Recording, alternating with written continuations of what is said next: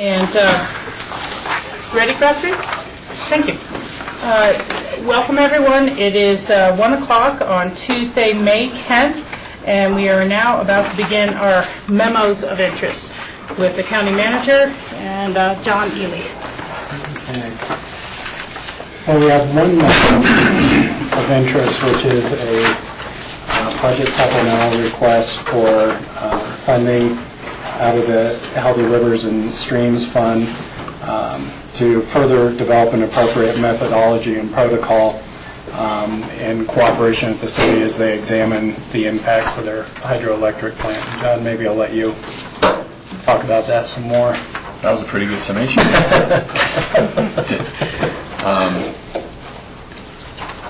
We've talked about this before. I just can't remember. In the exec session, we talked about Oh, is that what it was? Okay. And Jack missed that meeting. That was when you were on vacation. Okay. What the supplemental request is for is $50,000 to basically add to the previous appropriated $50,000 that was spent in regards to the City of Aspen hydroelectric plant located in Castle Creek. This particular budget request is to continue the work to develop an, I want to say idealized, but at least the best thought and the best effort we can come up with to monitor and to continually adjust and respond to the diversions that will be necessary to operate the city hydro plant.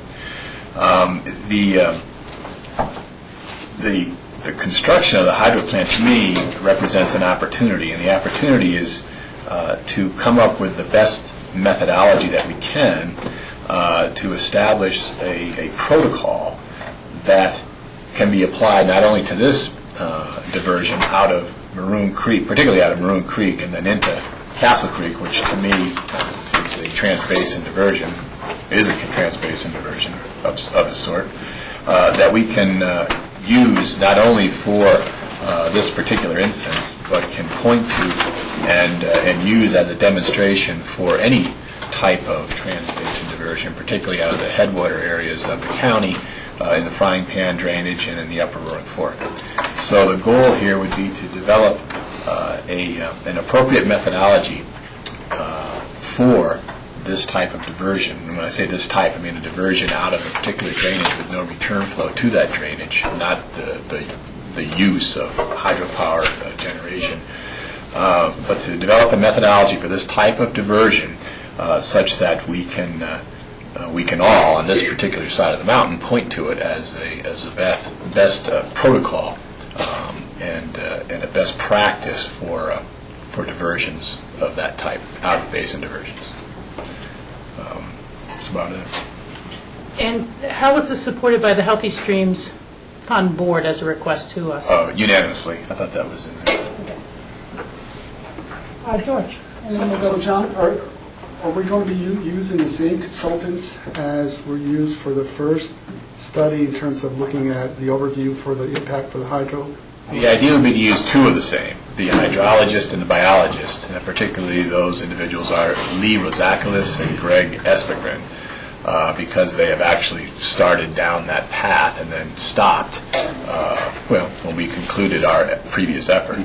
I'm hoping also to coordinate with additional folks, particularly American Rivers, who has indicated that they're willing to help not only in this type of effort, but also assist the city as it moves forward in a different vein, in a different type of FERC application process. Yeah. So there would be other experts, I think, and other individuals in those related fields of hydrology and biology that we could rely upon.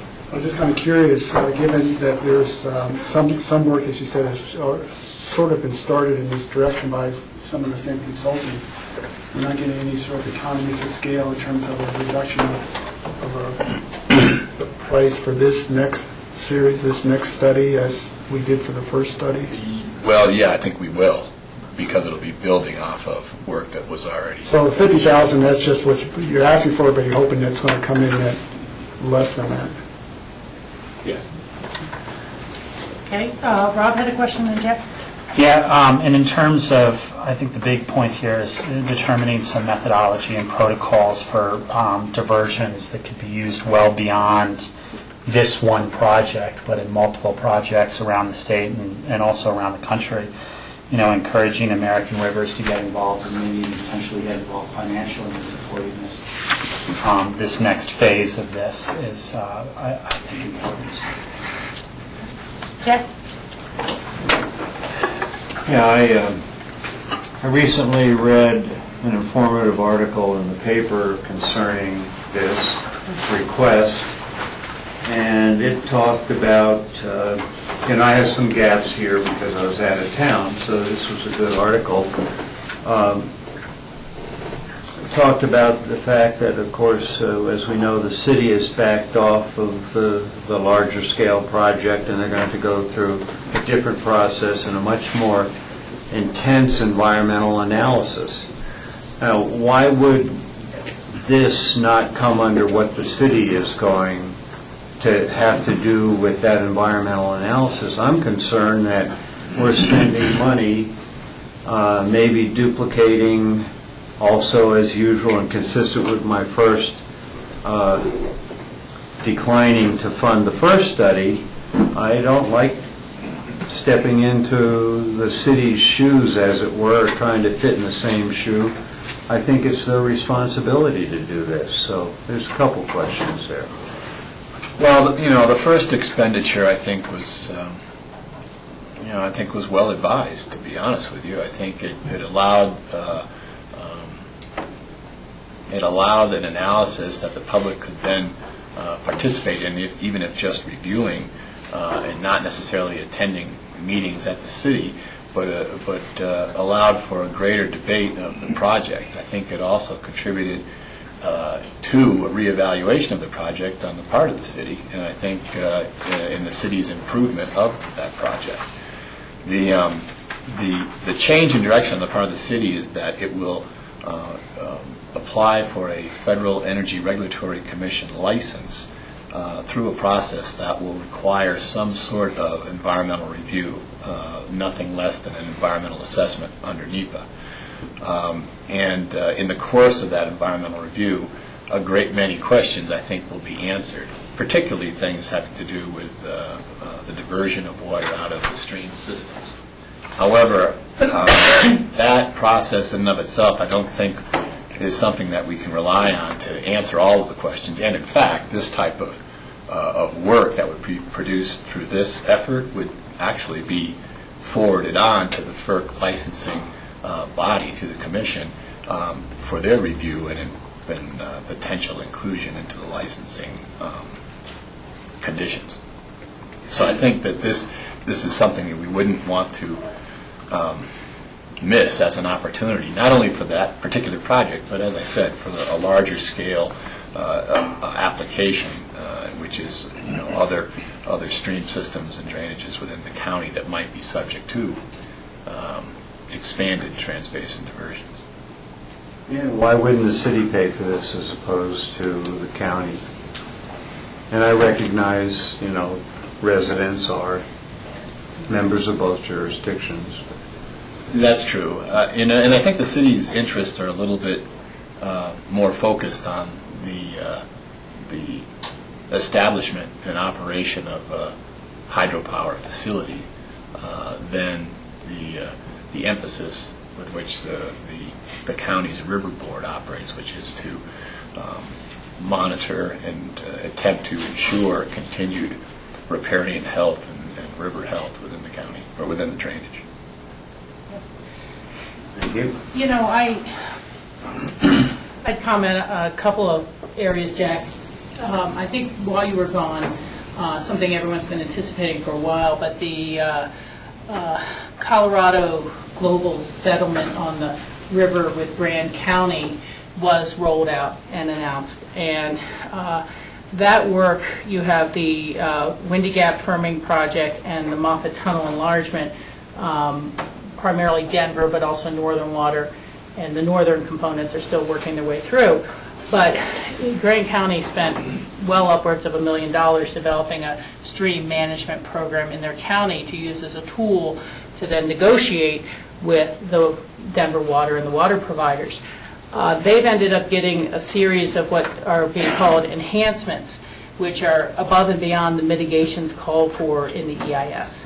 And so an EIS process, an EA, which may pass federal muster and be stamped by FERC or whoever is requiring the EA, can be very different from the type of enhancements that communities may ask for and may look for to protect other issues such as water quality and quantity and riparian health.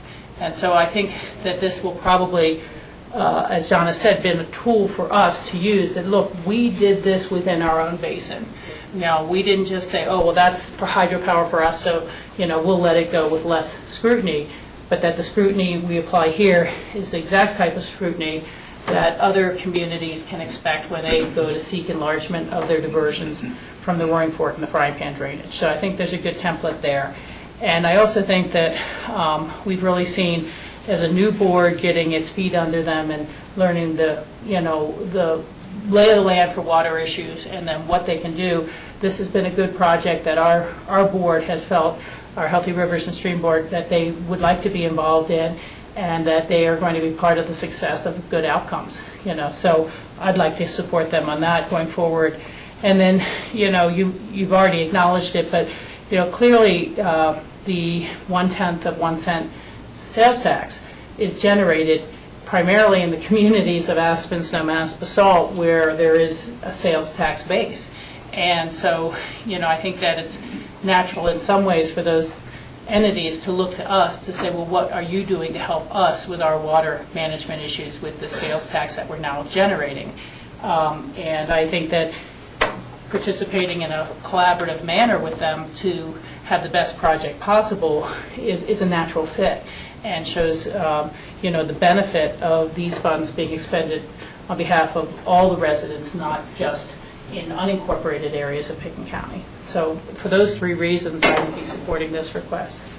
Yeah, I certainly, in going back and doing my homework, I read through that material about the collaborative agreement and asked John a few questions, and I appreciate your response, John, just to clarify.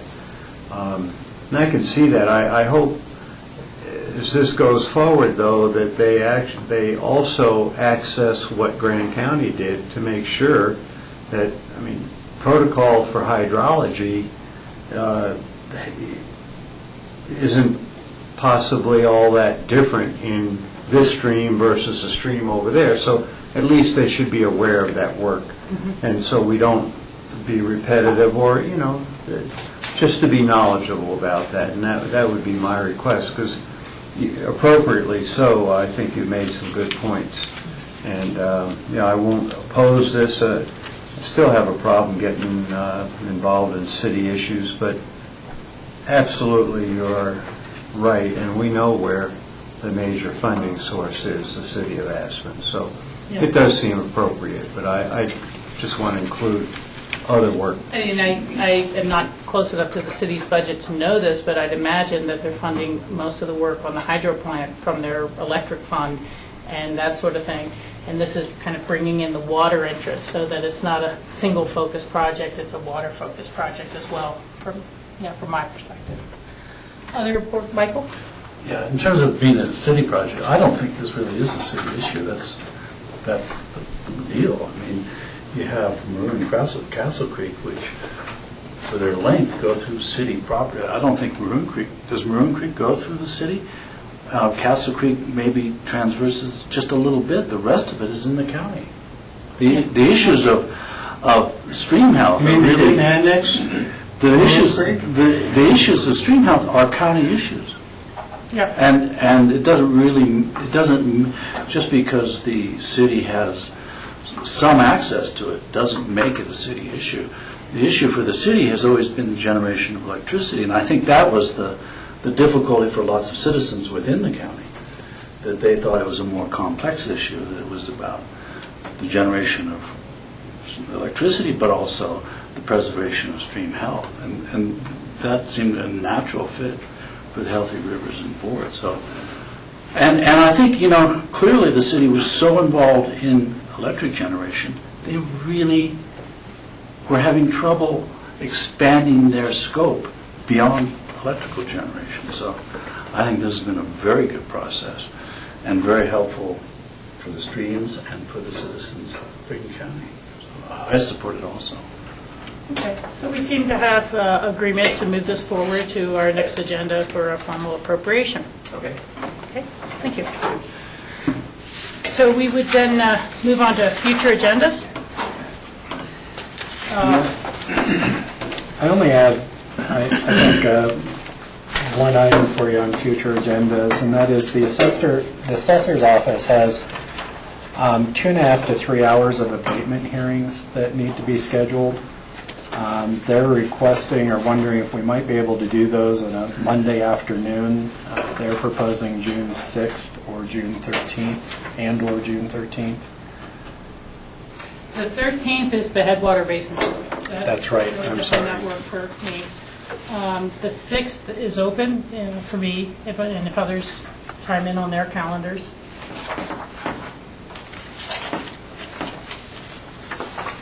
Should work for me, I have no calendar with me. Okay. Do others seem to think the 6th might be a placeholder date for that assessment hearing? Oh, you're CCI. CCI, yeah. Oh, And, hey, I miss it. Though I'd want to be part of the team, but I'm not going to lay awake at night. For missing an assessment hearing. What do others think? I kind of think I'm okay with it. our schedule's just going to get more full throughout the summer, and so It's hard going to ahead and afford. moving forward with it sooner than later is probably a good thing. okay, we'll go ahead and do that.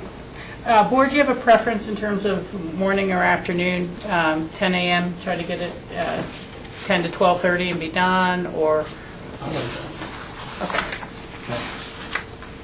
What did you say about the time? 10 a.m. to like 12:30, something like that, do it in the morning, as opposed to in the middle of the day. That's fine. Okay. Okay, Rob? Yeah, that works great. Okay, super. So the only thing I have to add is that there now has been a Northwest Council of Governments Water QQ Quality Quantity meeting scheduled for the 29th of June, and that's 10 to 3, and places to be determined, but it'll probably be Summit County. Yeah, they keep talking about having one up in Grand County, but I'm I not thought sure. that's where it was. Is this one going to be Grand? That's what I thought, but I could be wrong. Okay, that would be a long day, the day after the Drosty thing, to drive up there that night. We'll find out what it is. So anyhow, anyone's welcome to attend, certainly, if they would like to go to that as well. And then, we've already discussed this, but I will be out next week for the National Association of Counties Western Interstate Region meeting, and so I will not be at the work session next week. Michael will be chairing, and he will be discussing agenda and going over things with John before then. So that's the main thing I have. Again, also, if anyone was interested in attending on the 26th of this month, May, there will be a 4-basin roundtable meeting in Grand Junction to discuss some of the reports that have come out on the water supply gap and what do those basins think about. I think it's pretty much primarily the western basin, so it's Gunnison, Yampa, White, Colorado, and so we're the kind of the target basins we'll be discussing. So that's open again if anybody else would like to attend as well, and that's the 26th of this month. The 26th is the Northwest COG meeting, so I'll be at that. Okay. Also, I got a phone call this morning from a fellow named Noah. I didn't catch his last name. I gave him John's information to call. He's a new field rep for Senator Michael Bennett's office. They would like to kind of come and meet with us, just introductory, no agenda item per se, although he certainly asked for feedback if we have specific issues that we would like to bring for him, and I forwarded it on to John to schedule whether it'd be more appropriate to do it at a work session, have a little time for communication. He was talking about coming up during our next regular meeting, and I said, would that be fine if you'd like to introduce yourself, but then we have to kind of go on to other business, and you may be a more productive meeting for you during work session. So we'll just see what he would like to do and how schedules fit together. George? John, on May 17th, we've got a site visit for solar panel installations scheduled. Do you have any idea where those will happen? I'm just trying to figure out my logistics. You know, I don't have the address down, but it was when we were doing the off-site solar mitigation meeting, we had, yeah, it will be at her place, and so we'll get the logistics nailed down. Just on one site, as far as we know? As far as I know right now, that's what. You may make a note, that's over in Little Elk Creek, but just on the other side of that subdivision, there is an installation of a pole mounted for us to look at. You get an idea in terms of the height. I think that one was 10 feet, and that's right in the same neighborhood. Yeah, I was definitely hopeful they were going to find, Sherry attended our meeting, and I think that's very appropriate, but some other things as well to inform our discussion more broadly. And they may have a broader, I haven't looked at their site visit plans yet, so they may have a It's broader. around the old Snowmass area. Yeah, in particular because we were talking about that 700 square foot being exempt from review, and that is a fairly large display, and I think that even if it's not a solar display, they should find something that's 700 square feet for us. It was 400. Oh, was it 400? Okay. Thank you, Michael. Okay, anything else, George? Future agendas? Jack? Yeah, John, I'd appreciate it if staff would note the CCI conference on the Tuesday, June 7th agenda, because it's not there. Yes, it is. Down below? Well, no, but we usually look at any other meeting, we have the date and the conference, et cetera, as opposed to just this little thing up top. Okay. So, and I appreciate if you put Commissioner Hatfield at CCI conference maybe up there, 'cause, Yeah, you know. we know how that Also, tracks. board, is anyone interested in going to the county commissioner dinner Thursday, June 16th? Located at the Arrowhead at Vail. It shows up on our June 14th agenda. Now, And is we're that, getting more information on what the agenda is for that day Oh, good. to distribute to you guys, and I haven't gotten that back from Human Services yet. So I think our process was going to be to give you that agenda and then see if anyone wanted to attend. Okay, good. yeah, we talked about it. It's an association with a several-day meeting on philanthropy. One of those other words I have a hard time pronouncing. And so it's several days' worth of meetings. And for me, it falls in between potentially two meetings when the Basin Tour ends on the 15th and then the Headwater Forum the next day, the 17th. So we were going to try and find out, how significant it is, and perhaps I could attend, or others certainly could attend as well. And I just got an email from Susan. Those agendas are in your mailboxes right now. Okay. And Rachel, you were referring to the Bocher Foundation, this memo here, those 3 days. Yeah. Yeah, and that's separate of this, I believe, is it, or is it?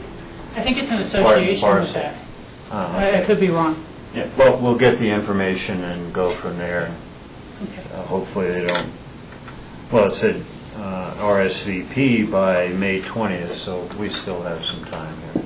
Okay. Good. So we'll put a particular note on that to discuss again. Good, thank you. That's it for me. Okay. Rob, any future agenda items? Well, just a note to mention, there is, after the Northwest COG meeting on the 26th, there is also a Northwest Colorado Regional Sustainability Roundtable, and I'll forward that information on to anybody. That's it's in Vail the afternoon of the 26th. If anybody wants to additionally attend that, I'll be attending it after the Northwest COG meeting, so I'll Thank you forward for it on to everybody else. being there for that. Michael, any future agenda items, anything else? Okay. Very good then. We go into open discussion. Do you have some items for us? Yeah, I've got a couple of items for you. The first one is a request that we received today, actually, from Waylon Smith. It's a support coordinator in the Information Technology Department for Pickens County and City of Aspen.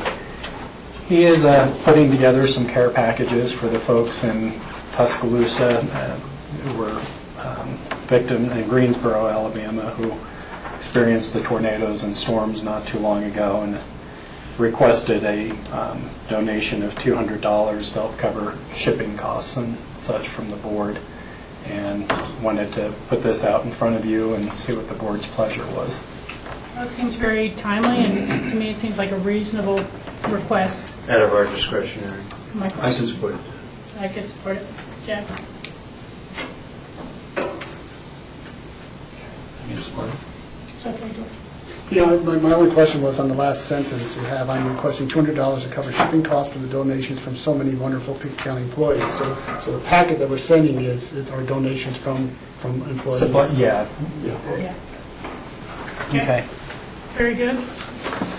The other item is actually... Thank Wheelan for doing that for us. Yeah. You know, that's, I saw an email we were starting to collect. That was a very thoughtful thing. Will do. Thank you. The other item actually is a request from Jack regarding an item on tomorrow's agenda, which is adopting a resolution supporting the Comprehensive Economic Development Strategy from the Northwest Council of Governments. I don't know, Jack, if you want to set that up anymore. Well, I hadn't looked ahead to see if that was going to be an agenda item, so I think we can defer it to discussion tomorrow. And I had a little feedback from Rob already, trying to get up to speed, so I think that'd be a good discussion tomorrow, follow through. Okay, is there any other staff work or background work you want done in preparation of that meeting tomorrow? I don't think so. In conjunction with COG's work, of course, we have our own work, and Cindy has shared a number of emails with us and is going to, I think, put a little more information on the and forward it to us. That I guess the email was so big it took forever to download, so we're going to get something else in addition to a couple things we've already had. So, I'm in the process of reading all of that. Yeah, I had forwarded an email back once I got the link to just kind of say, well, are there any things in these other counties' economic development plans that might have a negative impact on us or a concern for us that we're endorsing these directions? And so, again, I'd hope to hear from Cindy about that tomorrow when it's on the agenda. And I think it's a little separate topics, the SIDS endorsement and the economic development. They're two separate things that... Yeah, and this is something we can either go, I'm prepared to go into now or tomorrow, whatever, but there's so many efforts going on right now, and the SEDS project is actually an effort that predates, I think, the governor's bottom-up economic development strategy, as well as our own more local discussion. It's really a project that started almost, I believe, a year and a half ago now with Northwest Council of Governments, and it's really a process that's driven out of the federal Economic Development Administration, EDA. And Northwest Council of Governments has been working under a grant from the EDA to develop this information, economic statistics and such from all the counties, as well as identifying goals. It does so happen that the goals that are identified in the SEDS project line up with the goals that we identified for the governor's process, so we won't have a disconnect between those two. But tomorrow's discussion is not about the SEDS, it's about the Comprehensive Economic Development Comprehensive Plan, or? The other, it's about the SIDS. Oh, it is, okay. Yeah. Northwest COG was requiring a ratification of that from our board as a member of Northwest COG. So that's what they're looking for in that document. And it's a tool to be used for our economic development plan for the governor. Yeah, I think that relates back to when Patty was our rep, and they had begun the effort, Northwest COG, to receive the designation for economic eligibility for economic development For a district. Based primarily on some of the financial data from Jackson County, which is within that, because we, as Pickett County, probably would not qualify. But they are done by larger regional COGs, so I don't know how much of a tool it will be for us in the future. but it may be, and it is something that, by supporting that effort, we are supporting the other COG communities. That's all I had. Yeah. Okay. Other board members have open discussion items for today. I got two quick things. I heard a report on the radio or somewhere that the emergency management team has been meeting in preparation for potential flood season. I'm just curious whether they're looking at getting some sandbags ready to roll up in Redstone on that back road, which I'm sure is going to be flooding again. Yeah, I'm going to be meeting again on the incident command planning for mud and flood season, but you are correct, George, they have been meeting. Yes, the county is planning on having sandbags available and also staged so that we can sandbag public infrastructure. We wouldn't be sandbagging for necessarily protect private property and such, but yeah, we are going to be positioning ourselves so that we're able to do some targeted sandbagging as we watch the river gauges and weather. Matter of fact, I just visited with Grady before coming in about the ongoing planning efforts and what the weather outlook is right now. Okay. And just to follow up on that, traditionally we kind of supply the sandbags, but not already pre-filled with sand. Correct. Just the sand bags, yes, but not pre-filled. Now, unless we're doing obviously the bagging ourselves to. Yeah, but so for example, if on Redstone Boulevard, which is a county road, we would be bagging. We could be making some efforts, and George, like I said, they were in the process of finishing the plan when I visited with them, so I haven't seen the final. I'm just assuming that's going to flood again. It's the snowpack is about 157% of normal up on McClure Pass, and it floods every year there. And, it does. Well, on a high water year, certainly it did flood last year, so I can't imagine it would not be flooding this year. So it'd be good if we were up there ready and ahead of the floods to have that sandbag, because Brian knows exactly where that segment of that road always floods. And I'll check with Brian to be sure that that's the case. Yeah, I think that, given the kind of earlier peak that we've seen in past years, it's probably literally within the next month. We're lucky when it's later in June to see that sort of peak. So we'll have to see what we end up with. And this is an area that, Pat Bingham had done some really nice infomercial with Grassroots TV before in previous years, and I don't know if she can make the contact to begin running that again. That, at a certain level, people are responsible for taking care of their own property, getting the sandbags in advance, and not being last minute, having supplies at home if they're cut off from fresh water, things like that. So that'd be good to have Pat starting to get that message out. I'm sure she's... And that coordination's going on now. Working on it now? Okay, thank you. You had a second item, George? Yeah, I'm just curious, now that we got Granicus up and running and viewers, citizens are able to view our meetings via the internet and streaming, one of the ideas was to utilize that system for some of our other committee and board meetings, be it the P&Z or open space or the library boards. Do you know if those boards have had any discussions or any interest in having that technology available? We haven't rolled that out for the other boards and commissions yet, George, and part of that is we're still getting our feet under us on how the Granicus system works. We would have to have somebody present at those meetings to operate. Not all staff has been trained on it yet. We have a limited number of staff that understand how to use the equipment at this point, and I think we need to roll out training more broadly so that we didn't have to have additional staff with additional hours at each of the meetings. But it's certainly an opportunity that we're looking at in the future. And so we haven't had specific discussions yet, primarily because I don't think we're ready at a staff level to really start providing that.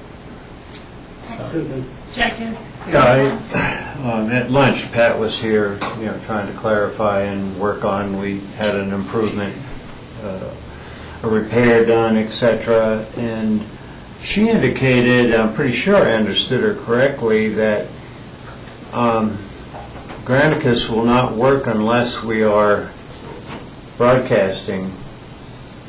Is that correct? It won't stream live. I'm sorry, it won't stream live, but you can record it and rebroadcast the meetings. So we'd have to record it somewhat, I guess manually is what you're saying, and then it could be rebroadcast? Right. Now, live streaming can happen in this room because it's tied in with our existing camera infrastructure. The mobile encoder, which we'd use off-site, actually records the video, and then it's available online afterwards. So it's not live, but it would still be available if folks wanted to go back and look at it. And then I thought George was talking about live, but No. it didn't matter, just That's to fine. have it available. Yeah, and I think the general comment I would make is that I support using the system and continuing to get more feedback and, broader public involvement, engagement, but I am concerned about if anything has to add a lot of staff time at this point. That's not how we had budgeted so far.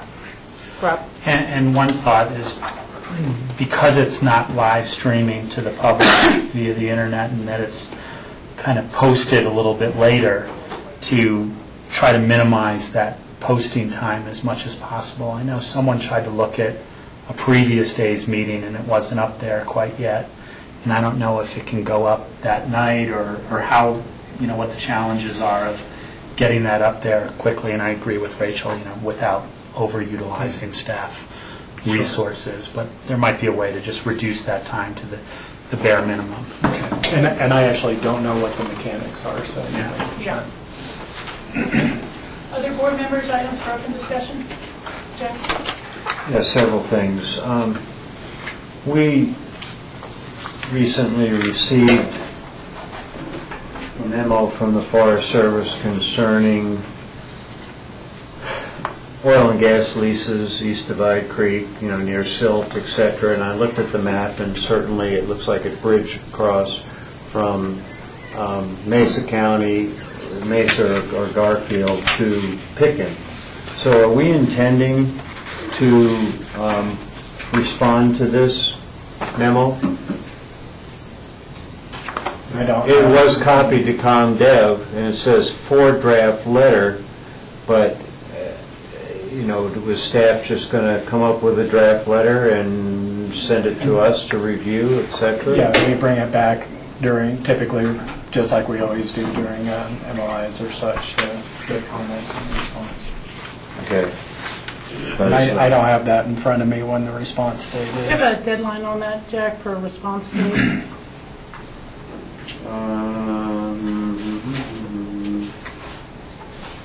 Yeah, I didn't pick up a deadline, but it's within staff's hands, so, that's okay. But there is the map that does show it's in both counties, so. It's just a little corner, if I recall, Yeah. peeking over into Pickens. Oh, we ought to be consistent. We're concerned. That is the corner where we might be impacted. So. That's right.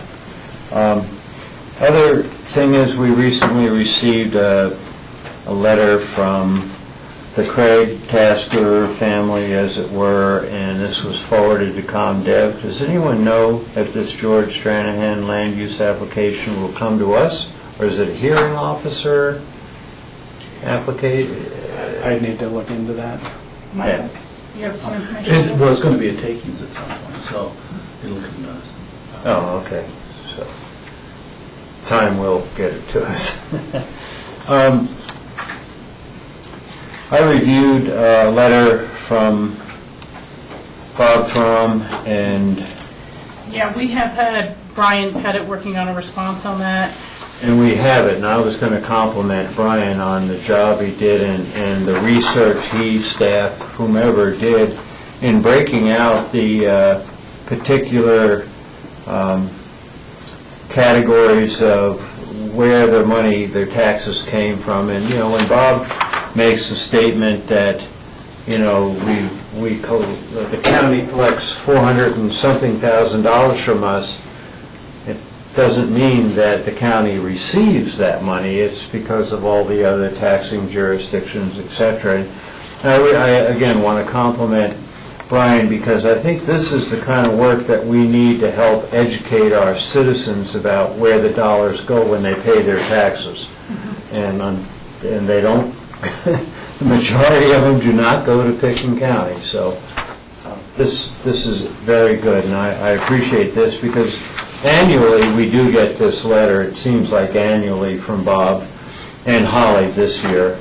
And they just need to understand the micro as well as the macro picture here. And if I could just add, we did get a grader out on the road, and so were able to make some improvements, obviously not chip seal and such, but the condition on the road has been improved, though not to the level that they'd like it to be. Right, and Mary, just quickly. I was just going to ask, because Bob had written the initial letter and the research was done to Bob, did we CC the response to Bob to Holly as well, who... I believe we did. And this one is only to Bob, and that was going to exactly be my Let me double question. check that. No, as with someone else who was, kind of being brought into it.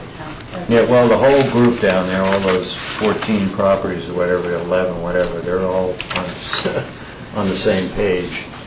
But again, Brian, excellent job, and that's what we expect of our staff, to go the extra mile. I had to do a bunch of research and calculating to get this done. Tom Ogan was helpful with that, and John Redmond. John, this is for your digestion. Just going into Aspen on Owl Creek Road, just before we come to the operations center, the airport operations center. I know we chip sealed and did some spot repairs last year. There's about a 15-foot crack in the middle of this road that appears to be about, when you're driving, you only get a snapshot, but it appears to be about that wide. And when we get to rain season, more water infiltration is possible. So I'd like staff to look at that and see if we might proactively avoid, saturating the sub base of that, etc. Yeah, that's good to point out, and any board members who come up with very specific areas like that, because we are moving into the maintenance season of roads. They're pretty well through plowing right now, but it will be, tar sealing strips like that, and as well as patching. So. Yeah, and an ounce of prevention goes a long way. That's it. Thank you. Thank you. Rob, any open discussion items? Nothing today, thank you. Anyone else? No? I just was looking at, I think it was the Denver Post, and this is just more of a heads up, but there was a bill that has gone through the legislative session this year. It's not one that we really were tracking closely with CCI, so I'm less familiar about it, that will make private transfers fees illegal on new subdivisions. And it's a preemptive move, because there's been some housing development companies that are kind of loaning the developer money up front. In return, they'll put a 1% transfer fee on the sale of any property for the next 99 years. And so they're recouping their loan, or it's an investment mechanism similar to a real estate transfer fee, which governments can no longer ask their taxpayers if they'd like to support that as a funding mechanism. But we've had other private entities come in, and I think they would be grandfathered, existing ones are grandfathered, but the Roaring Fork Conservancy, being funded by the Roaring Fork Club, is a classic example where the developer put a transfer fee as property sells. The buyer pays an additional 1% or something like that, and it helps fund the water studies that became the Roaring Fork Conservancy.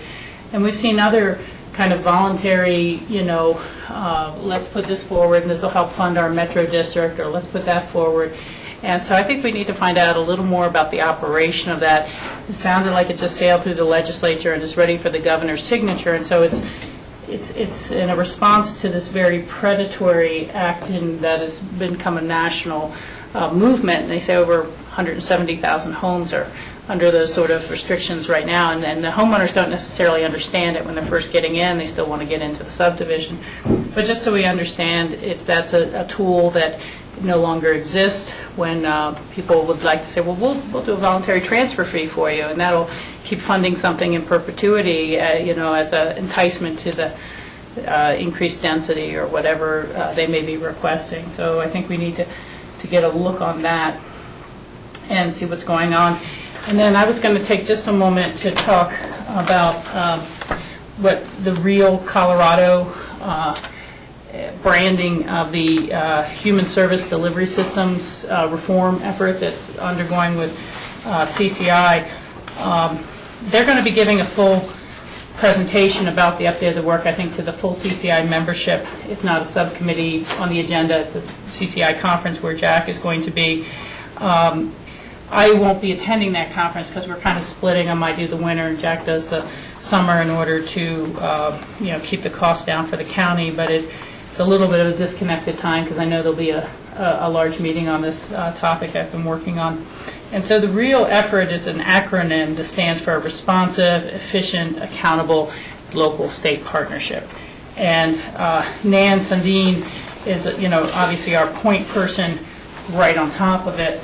But this matrix was developed by one of the other human service directors more on the Front Range, and they're asking all human service directors to determine and find mandates that come down, whether they're from the state or the feds, of how these systems occur, and then look to what is the outcome, and I was able to input, well, we need what was the desired outcome, and then what is the actual on-the-ground result, because a lot of these are just bureaucratic hindrances to the delivery of services.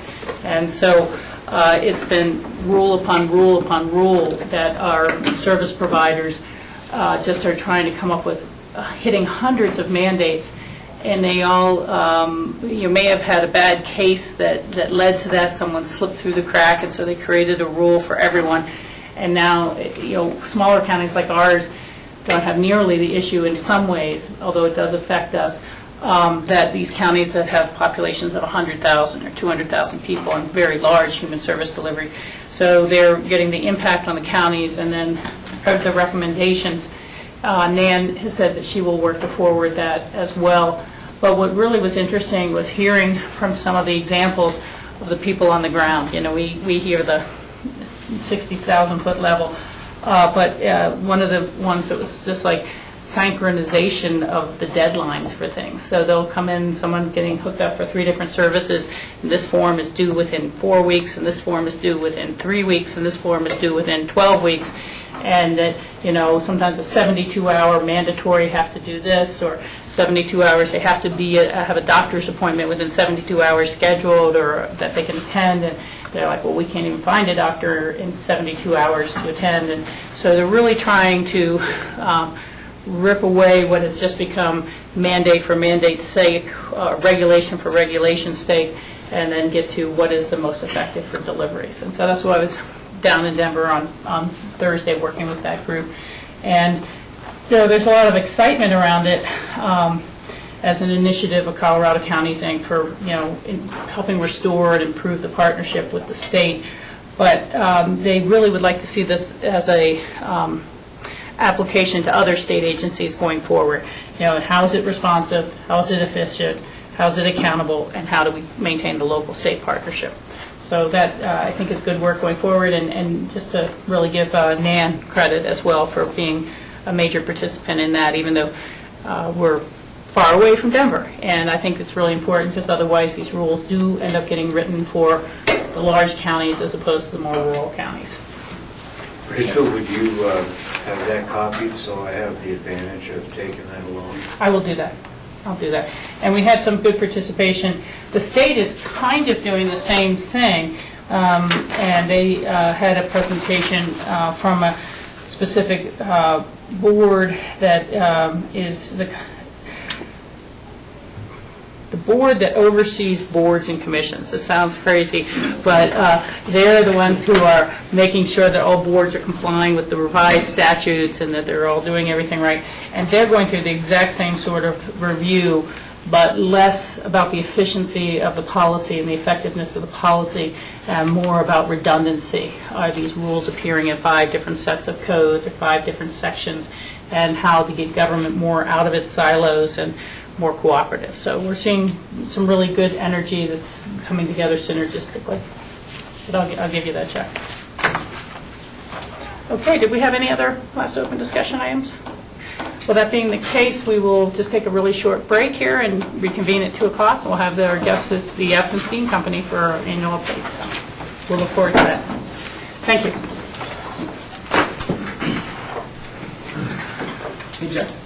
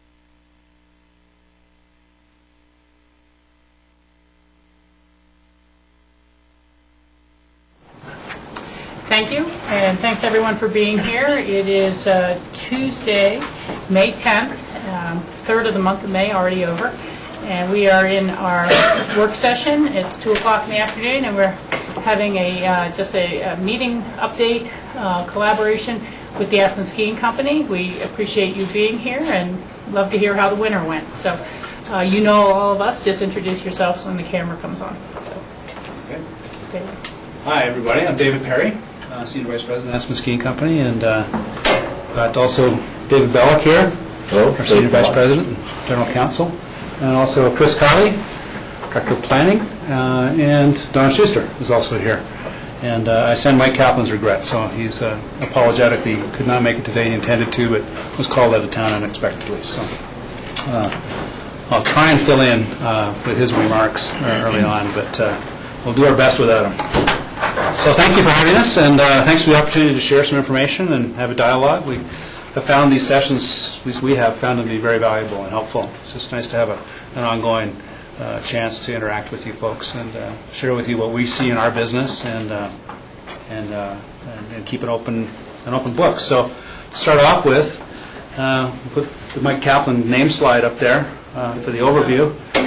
Move out of the, if we're going through a Can we PowerPoint. do a little light dimming?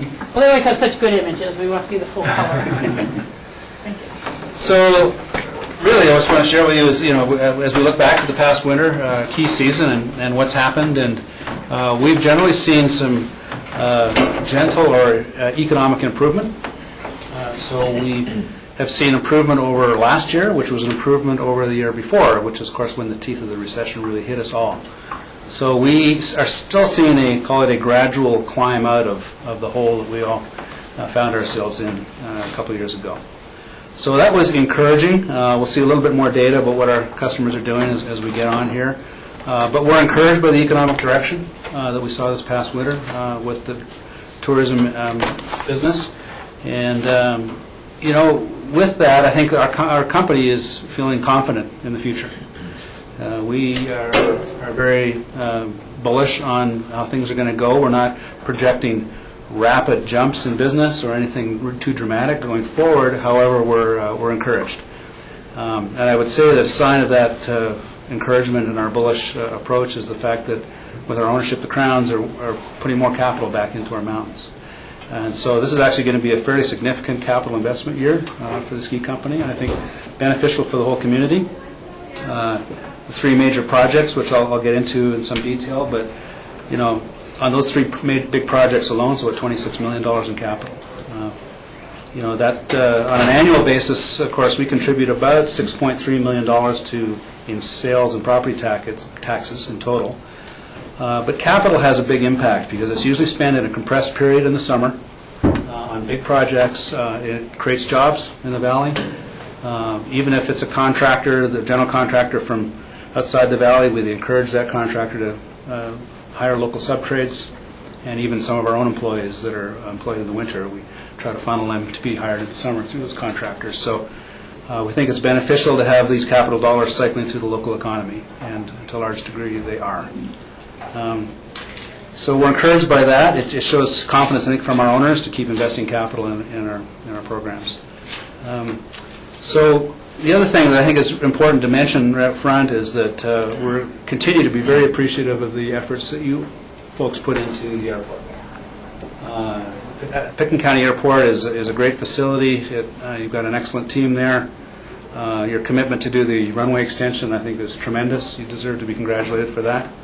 That's going to be very helpful, as you know well, in going forward for helping secure our air service, both in its current form and as we work hard to attract others.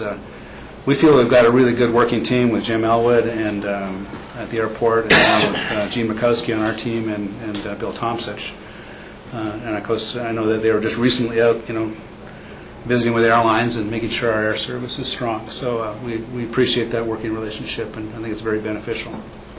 And of course, as you move forward, not just the runway and air service, but the master plan process as well. So we're appreciative of that. And generally, we continue to believe that collaboration and open communication is very positive and beneficial for us all. So, and with that, we're here, and we'll go on to the next slide. which would be me, and I'm going to give you a little business summary. So keep going. This past winter, it was a strong snowmaking season. If we think back that far, that helps us get out of the blocks. And it's energy and labor and water intensive, but it helps secure a strong opening for the resort community. And we had a good snowmaking year, and were able to open with great conditions across the board. That opening, with good natural snow, start to finish in the season, was very beneficial. Now, we weren't alone in that.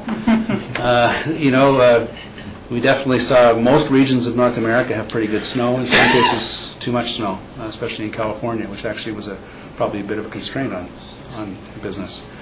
But as you'll see, I'll show you some figures later, for the ski industry in this country is generally very positive.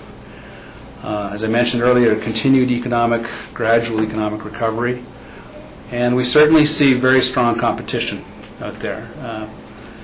With tough economic times, we see very creative, competitive efforts from other destination resorts, and in particular, what we noticed with a lot of hotel properties that opened at several key competitors this past year. In some cases luxury hotel properties, but high-end properties that were conceived of at the height of the bubble, built and opened this past year. And so, and of course, with these properties needing to fill up rooms, some pretty aggressive pricing out there for competitive resorts. So keeps us diligent, keeps us on our toes, but we think we hold our own. Next slide, please. And in skier day trends, we're going to see, we're still doing our final tally of skier days. But we're going to see them up slightly. No big upward trends in skier days, but we saw good visitation out of local skiers and pass holders. Pass holders skied more frequently this year, as you can expect. Snow conditions were good, and we had a great response locally for pass holders. Destination skier traffic was very close to prior year. National skier days will likely be over the 60 million total skier days mark, which is the second highest total ever. I just returned from last Thursday and Friday from the National Ski Areas Association meeting, which was in San Diego.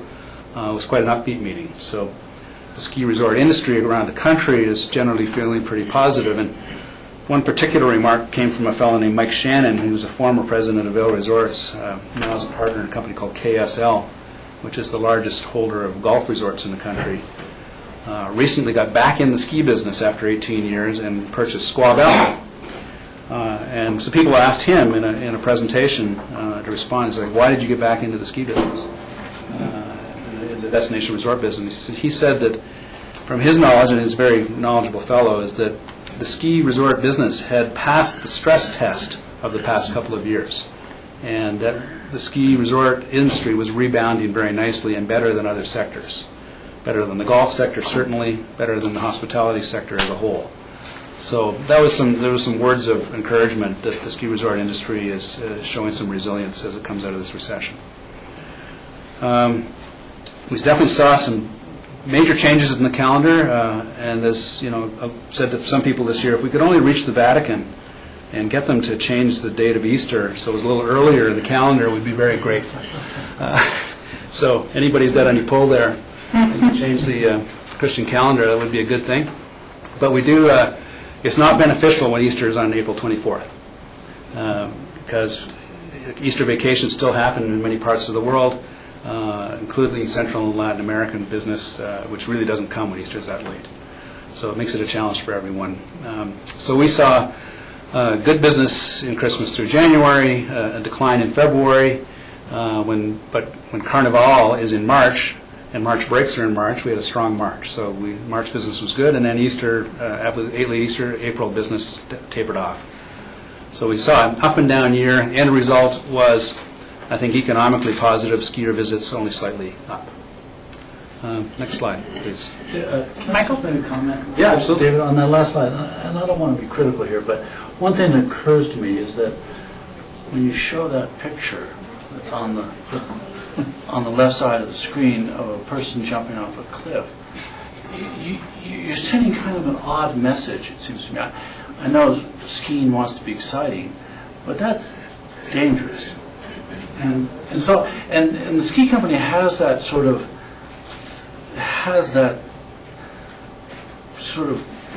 deal where you want people to be courteous and safe on the slopes. Right. And then you have things like the X Games, and how do you resolve all that? I mean, Well, I probably should have a caption on there that says, "Professional driver in a closed course." There you go. That's Davenport. Davenport, yeah. It is Chris Davenport, and that's a photo that he sends to his parents to say, I survived. No, but in all seriousness, I hear what you're saying. I would say that, when we have some imagery and messages out there, it's only, I'd say, a small proportion of what we do, that shows the aspirational excitement of major athletic achievements like this. But we try to compartmentalize it. For example, there might be photos like this might show up in a powder magazine, which is, full of aggressive skiers skiing in Alaska and helicopter ski trips and doing all kinds of things. So it mixes in with that, I would say, very highly skilled professional level. What downhill skiers are doing, racers are doing, what disabled skiers are doing in the Winter X Games, the Mono X skiers, is pretty. It's not something you or I would contemplate, but I would say that at the very highest professional athletic level, we like to be a place that top athletes aspire to come to and to think is a great place. So we do talk to those people, but we try not to make sure it overly or unduly influences young people to take undue risks. Yeah, but that's my concern essentially, is that as a young person, it's hard to distinguish that a professional, someone is doing this and is capable of doing it. Interestingly enough, a side fact that we're seeing is that injury rates in skiing are actually coming down, and they're coming down here. And one of the biggest influences to that, bringing injury rates down, is the creation and maintenance and professionalism put into terrain parks. So, young athletes or people that want to do things and push their athletic limits are doing so within the well-maintained and professionally built terrain parks, not all over the mountain necessarily. So we've actually seen, and the industry has seen, a decline in injury. I do. It's just a subject that bothers me, and I'm glad you are trying to address it. So I would say, I'm glad you raised it, and we're aware of that, and we do try to be responsible. It's true that someone can misinterpret and maybe an image like that, or they can go, wow, and hopefully, don't try this at home. Well, I'm old enough that I wouldn't try that, but maybe at 21 I might have tried it. Yeah. At 15, you definitely would have. Yeah, the common denominator is young men under the age of 30 is often the case. But thank you for that. Thank you, Dave. Next, skier visits, as I mentioned, this is National Skier Day, so press the button one more time, if you would, Chris. This is the estimated number for this past winter from NSAA. That's slightly over 60 million. So if you look back, the previous high mark was 3 years ago at 60.5 million, and it looks like the industry will come just under that number. The three sort of red lines, in effect, show three tiers or three general levels of skier days in the country. And this shows that actually skiing is on the increase, and skiing participation is on the increase, even though the number of resorts in the country continues to decline to about 420. Skiing and snowboarding. Skiing and snowboarding. And on a compounded annual growth rate, it's only a little over 1%. So it's not big growth, but there is steady growth, which is actually encouraging as we go through the population's demographic changes. Next, please. Now, you've seen this slide before, but this is an occupancy slide of the entire winter this past year. And I don't have a pointer. Does anyone have a... Sorry, I didn't bring it. Do you have one, Jack? Thank you. I point out a couple of things. I should have brought a little laser or something. Great. Thank you. The key line to look at is here, because this is the zero line. If you see dark lines above the zero, that's where it was better than last year. So that's improvement over prior year. If you see below the line, that's where we were not as good as last year in occupancy. And this is Aspen Snowmass combined daily occupancy. So we see an up and down year. Christmas, through January, then you see this dip is interesting. Last year, a year ago, we had Mardi Gras and Presidents at the same time.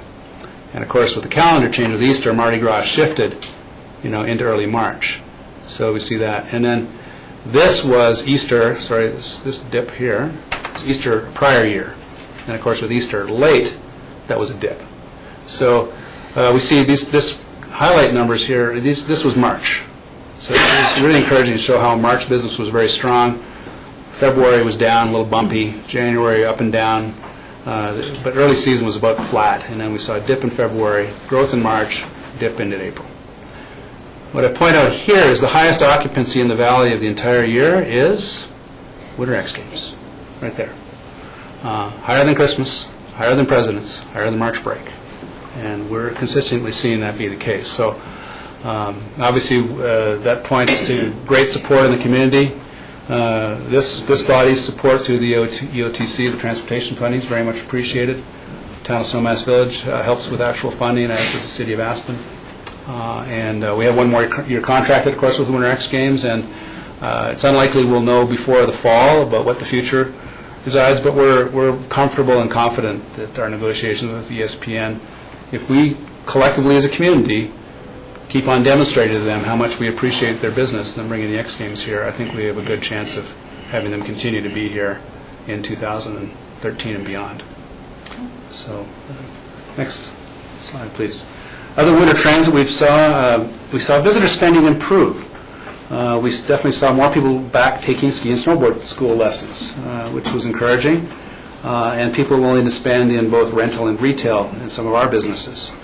Also encouragingly, we saw the Treehouse, our children's program, Snowmass, showed growth. More families coming back and booking their kids in lessons. So after a year to 2 years of where we're seeing softness in families coming and kids in lessons, we saw a nice rebound this past year. So families are coming back and people were spending. Now, I would say that the recovery, the economic recovery that we're witnessing is an affluent-led recovery.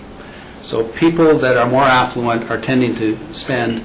The middle, called the great middle class, is still having a tough time. High unemployment around the country. Now, we're not necessarily a resort destination that appeals to that group, but we do appeal to affluent segments of the traveling marketplace. So that we've definitely seen signs of that, and other resorts that compete for, I would say, some of the top resorts in the country also saw similar results, where people were starting to spend again, and families were coming back.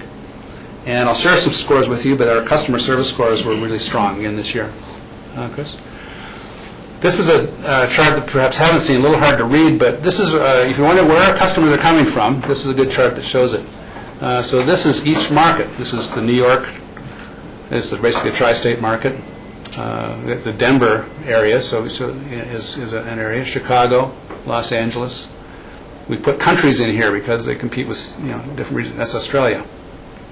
Then we've got Miami, the Florida area. We've got Brazil. So Australia and Brazil continue to be our two top international markets. They're right in there. Then we go down the line. Houston. And this is 3 years of data, by the way. So 809 through last year. And so the green bar is this past winter.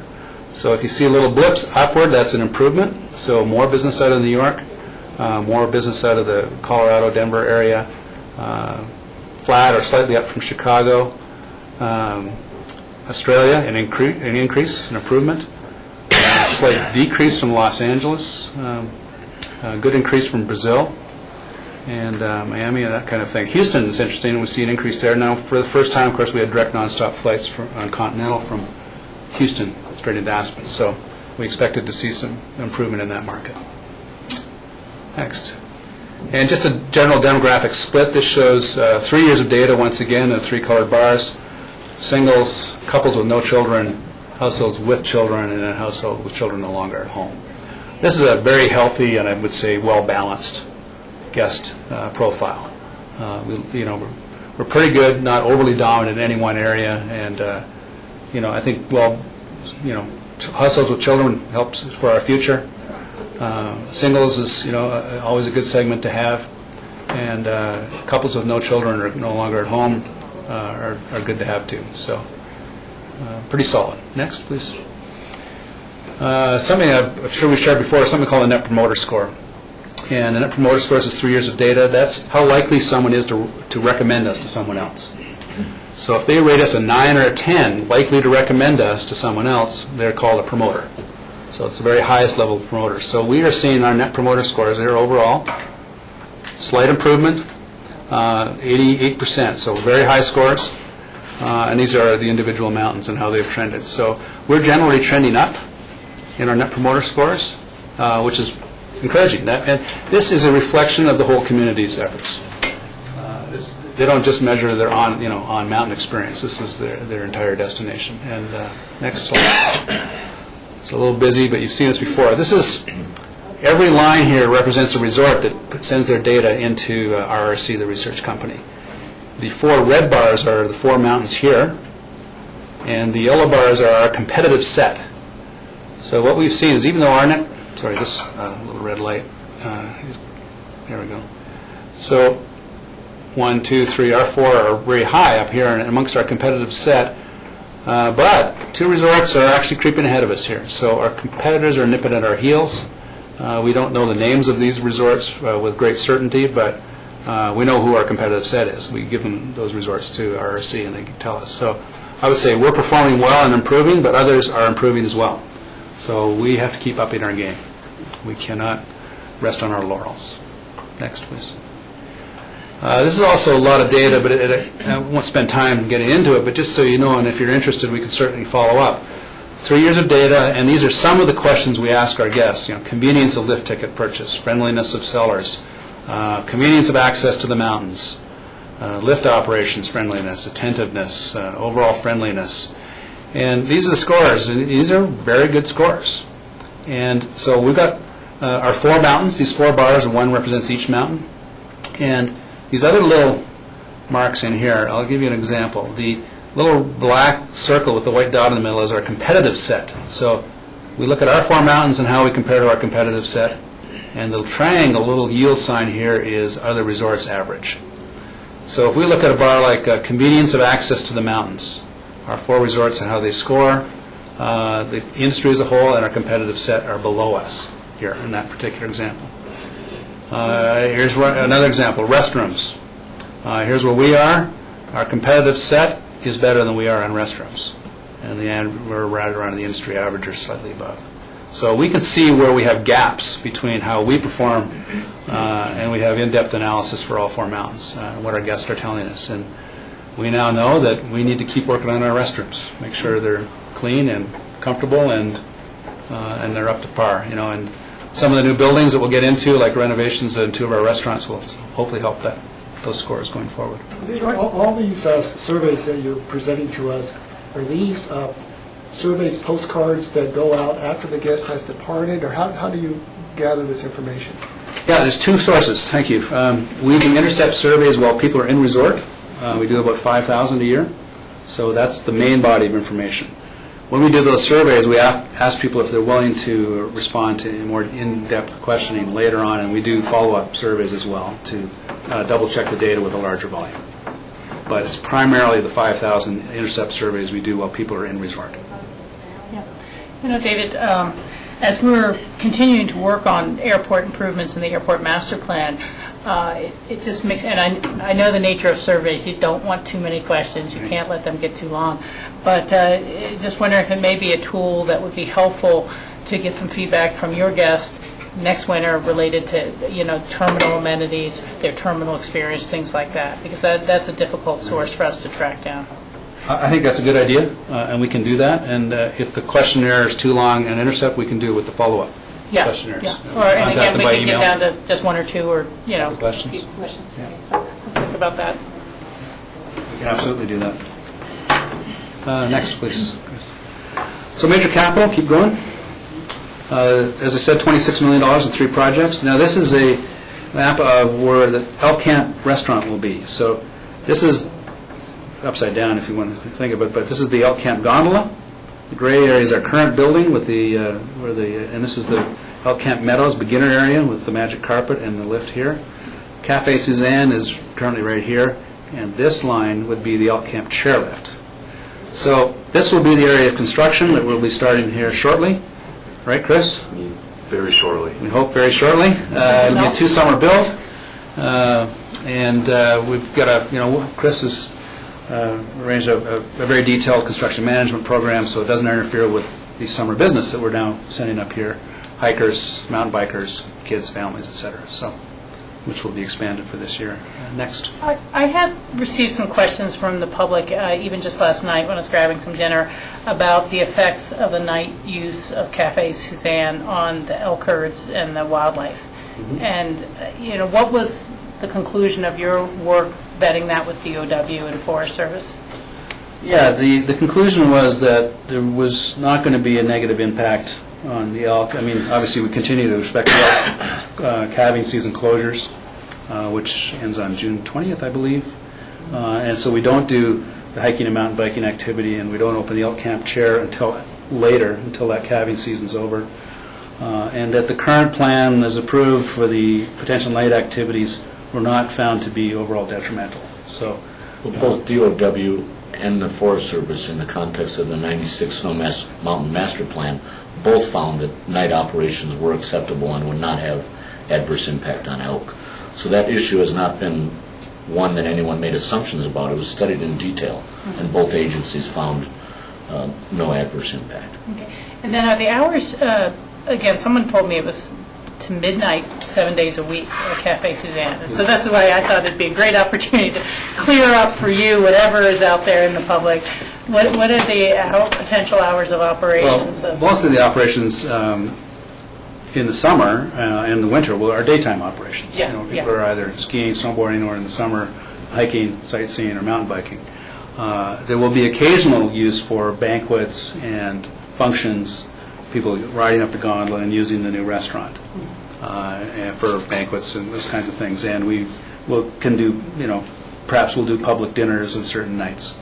But no, it wouldn't be regular operating until midnight every night, no, not at all. I didn't think so. I said maybe that sounds like a special event to me, but not on a... It's generally going to be special events. We have not set actual operating hours or regular evening operating hours yet. That tends to be unusual. As you know, even on Aspen Mountain, when we run the gondola, which run up to 75 nights a year, that's mostly, we do have some public nights, but mostly it's private functions. Thank you. This is one rendering. This is taken sort of from the Elk Camp Meadows beginner chair area, looking back. And so this is the existing building. This would be the top terminal of the gondola, and this would be the new piece. So it's all planned and designed to integrate. And so someone can come right off the top of the gondola and then go directly into the new restaurant. So it is designed so that people, sightseers, even non-skiers, can have comfortable access to this nice environment. Next, Chris. And this is looking over from the Elk Camp chair, looking back. So Cafe Suzanne currently would be over to the right, and this is where the slope. So people come off the gondola up here and come down and around, and if they run turkey trot, come around behind the building. So there'll be a lower entrance level and a children's ski school dining area down below, and then the primary seating and servery up above. And the nice curved roof design is reflected also in the gondola storage building and on the other side. Next, please. Next big capital one, which obviously you've seen in the news, and is the new Tie-Hack Express lift. I think a great new addition for Tie-Hack. Wonderful terrain on that side of the mountain, replacing those two old chairs with a new high-speed quad. Instead of 18 minutes, it'll be down to 7 minutes. And we're going to be doing some work and improving the terrain there, cleaning out some of the deadfall and doing a little bit of glading work in that wonderful ski terrain. We haven't started yet, it's pending final permits, but our plan is to complete that project by December of this year. I think a wonderful new addition, about a $7 million program. There's a couple of renderings of the merry-go-round restaurant where we're remodeling that to the tune of close to $6 million. This is one rendering showing the interior. This is currently the sunken area of the restaurant where there's a fireplace. Well, we're going to level that out, open it up, and the flow, the cafeteria flow, will be different. It will go in the sides and come out the middle. So it'll have a completely different feeling and different flow and a little more gracious room in the servery to get your food. And next, Chris, please. And this is looking from kind of where the water fountain area is now down into the lower level. This would be the stairs down to the restrooms down below. We're going to have expanded restaurants upstairs as well. And this will be a bar area up against the glass windows and fireplace, and a little more lounge-type seating in this lower area. So I think it's going to be finally bring this facility up to the standard that we'd all like to see it, and the food service group are going to be making big efforts to do nice, high-quality food offerings as well. So I think it's many of our favorites. We love the merry-go-round. The shell of the building, even, it definitely needs work. So $6 million is what it takes. The foundation, sadly, has been crumbling, literally. And sure, some of that'll be the restrooms down there, too? Yeah. Yeah, I've heard a couple questions, certainly I never could answer them, but why didn't you decide to just tear down the building and start new? Oftentimes, it's a lot easier construction and maybe less costly, so. Unfortunately, not less costly is the answer. And this is a fairly large facility, square footage-wise, and has 450 seats in its current iteration, about that. So to replace that level of seating is actually very difficult. So not that we need all 450 seats all the time, but at peak use times you do need them. And even to replace this with a smaller building, for example, the El Camp restaurant we just looked at, which is going to have 275 seats inside versus 450 here, is a $13 million program. So to build a new one for 13 versus renovate this one at $6 million and keep 400 plus seats, we went with the latter. Yeah, good, I can answer that question now, thanks. Yeah, it's building big restaurant facilities up on the mountains is extremely expensive. And Jack, your other question is absolutely correct. It would be easier to scrape it and start over again. It's a difficult construction process to work within the existing building, but in this case, we think we're going to be able to deliver a much healthier, improved building that'll last as long as a new facility would. Good, thank you. Thank you. So that ends my part of the presentation on some what we're seeing in business and some of our big capital projects this summer, and I'm going to turn it over to Mr. Bellick to talk about Buttermilk Master Plan. Great, thank you, David. I don't have any illustrative slides because we haven't completed the Buttermilk Master Plan yet, but our staff, Chris and David Corbin and others, have been working hard with the county staff to come up with some plans, and we're targeting submission of a plan in probably July or August of this summer. And the Buttermilk Master Plan will consist of exclusively improvements to the existing uses that are there. We're not proposing any residential development at all. It will be an improved powder pandas facility, some interior remodeling of the Bumps restaurant to fix some things that don't work too well in that building. We're also, as David mentioned, putting in the new Tyhack lift, and we're excited about it. We've studied Buttermilk and what to do there. I've personally been involved in that for 12 years, which I would say is a testament to my perhaps ineffectiveness in not having come up with a plan. But we've looked at whether there was an idea to put residential uses there, and we've looked at townhomes, we've looked at small hotels, and ultimately concluded that the best use for Buttermilk is to continue to be the epicenter for family, children, and valley skiers, and that's what we're going to build. We're going to make a better children's center. The children's center, as you know, that we have there now is basically a modular structure. We're going to come and ask the staff, which I think the council or the commission has already approved over a year ago, the staff's ability to give us one more year of extension on the temporary facility while we get the new master plan approved. And we're excited about having a better children's center for the in-town mountains and at Buttermilk. And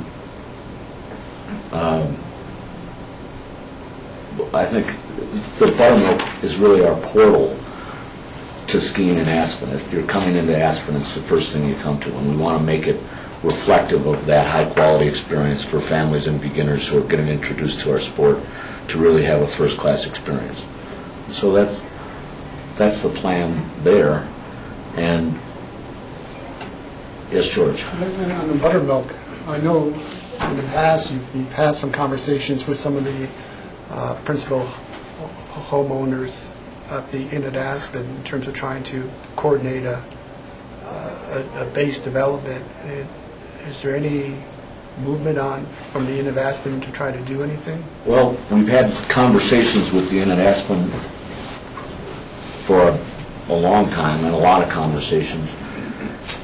And at this time, the short answer to your question is no.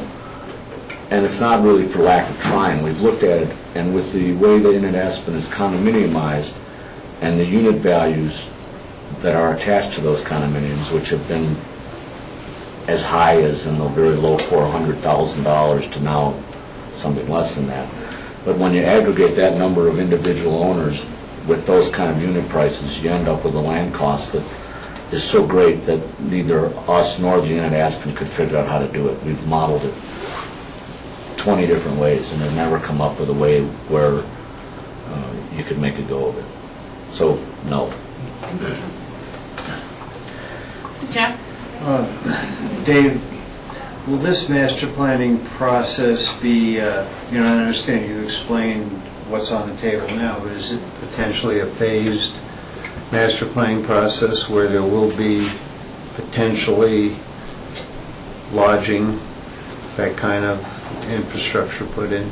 We're not proposing to submit for approval for at this time. Well, I wouldn't want to say never, but in this master plan application, there is no residential or for sale development whatsoever.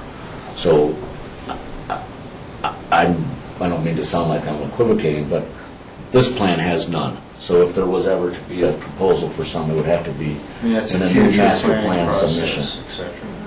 So this is really a ski area improvement master planning process. Completely. That's what our whole plan here is, to make Buttermilk a better experience for families, kids, and actually it's very popular with senior skiers as well.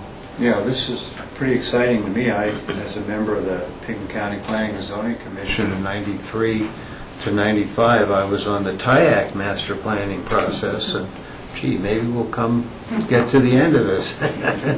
Just to follow up on that, are there any going to be identified reserve areas or reserve areas that would be then part of a amended master plan or a future updated master plan? So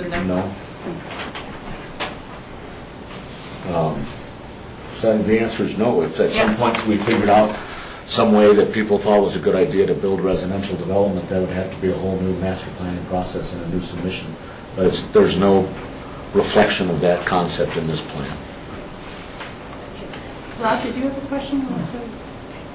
We didn't mean to cut you off in the middle, Dave. If you Oh, that's quite all right. The other thing we've been actively involved in, Chris, Kylie, and David Corman have been involved in participating in the AACP process from its beginning, not just recently, but from the very initial scoping meetings. David has been to almost every meeting. With a few that he's missed, Chris has attended.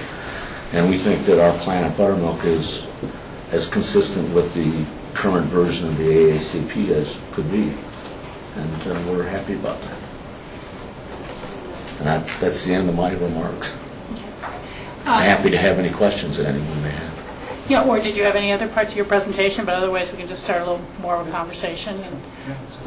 Did anyone have specific things they'd like to bring up first? Michael and then George. Talk to me about Australia and Brazil. I mean, they come right after major metropolitan areas. Why are they coming here? What do they find here that they want? Yeah, absolutely love it here. I think that if we tried to differentiate, like, why are they choosing here over other places, it really just speaks to our attributes, I think, as a destination community. They love the fact that it's a real town, real community, real people. They love how they're treated here. They feel they're treated with great respect. The skiing, this I think is tremendous. The lift systems and the uncrowded slopes are a big draw. And generally, when they come here, they get very excited. They go back and they refer to their friends and their families and colleagues. So I'd say the growth in those two markets has been through, call it a little beachhead of influential people in each of those countries that have then spoken to their friends. I know we have a sales department and marketing department that worked hard in those countries to keep bringing people here with aggressive deals. Now, that's part of it too. And if you follow currency development, right now the weak U.S. dollar is a counterpoint to the strong Brazilian real and the strong Australian dollar. So their buying power in this market is very good right now. So that helps. The other thing is that we go out there with two offers. You buy 8, get 14, so buy 8 days of skiing, get 14 days. Buy 12, get 20. So you buy 12, you get 20s, because those are long-haul destination people, and so we've had aggressive offers in those markets for several years. They think they're getting, and they believe they're getting very good value here and good buying power. And of course, when they come here, they love it as much as we do. So we'll see this. How do they fly here, or how do they get here? Various ways, and they've had to be creative as it changes too. So Australians largely come through Los Angeles, so on both United and even Qantas. Some actually fly to San Francisco and then through that way. So the direct flights we have from Los Angeles and San Francisco link up to Australian international flights. The Brazilians are a little more creative, a little harder to get to. Some of them, they used to come through Atlanta. Of course, we lost the Delta flight from Atlanta. They do come through some of the other portals like Houston, sometimes Dallas, and some of them fly into Eagle on the big iron, the big planes into Eagle. Others link up through Denver and come through that way. So the Brazilians have had more options. We think that as, for example, Houston gets stronger as a market for the direct flights, that's a good portal for the Brazilians. So coming into Houston, and if we can ever get future flights from Dallas, we think that would be a big plus as well for Brazil. Okay. George, I think you had your hand up next. You had some good, positive statistics on the treehouse and the use this year, and I'm just wondering what you feel the impact has been or will continue to be with the continued debacle of Base Village. Want me to take a stab at that? Sure. Stab at the treehouse or stab at the debacle? The treehouse, if you haven't been there, I would recommend you visit it. It's a wonderful facility, and it's unfortunate that construction stalled in Base Village, but I think that's as much a factor of the overall economy as anything Snowmass-centric. But when you look down from our guest perspective, look down the hill at Fanny Hill, and you really have a nice experience that's much better than it ever was. You have a good hotel at the Viceroy, which Snowmass needed another good hotel. And the on-snow perspective is great. You have a good transit and drop-off facility, you have a good arrival center. So while the unfinished construction is certainly not a positive, I don't think it has a significant negative impact on our guests. And or put differently, the experience at Snowmass is better now than it was before the finished facilities were built. Do you think that the ground transportation system is really working effectively? I rode that several times, and for me it was confusing. It was time consuming. The way those routes were having to go through the garage from Base Village and back down to the intercept lot. It just didn't seem to flow very well. It's a fair point. It probably isn't as dialed as it needs to be, although right now, and with the Base Village approvals, the plan for transit was to stop at the mall first and then at the Base Village second, and that's what the current situation is. And all parties agreed to study it once the arrival center was open to see how that worked and where the demand was. Also, the drop-off facility in the front of Building 7 is not finished. There was supposed to be, and I'm sure will be at some time, another loop for hotel shuttles and other forms of transportation to drop people off without going into the garage facility itself. So that'll be another enhancement it'll make things work better. But this is our first year of running the transit center, and we would all acknowledge that there were a few kinks that we'll hopefully figure out over time. Rob? Thank you very much for everything you guys do. Your focus on customer service, I've always praised you guys for, and it really helps the entire community in bringing people in here on a large scale.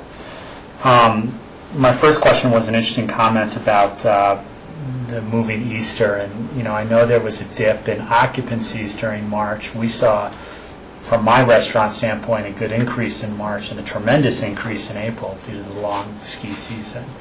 And it's interesting that you didn't see that as a total net gain in terms of the extension of that. I know the operations expenses on your side is a big issue going into those lower occupancy rates, but That was just a comment. The other thing is I noticed a lot of your numbers had a reflection of the past 3 years. So you're looking at the 08, 09, 09, 010, and 10, 11 year, the current year that we're just coming out of. And really kind of the benchmark to look back at, I would think, would be the 07, 08 year. Where are our occupancies compared to where we were at that level compared to after the dip?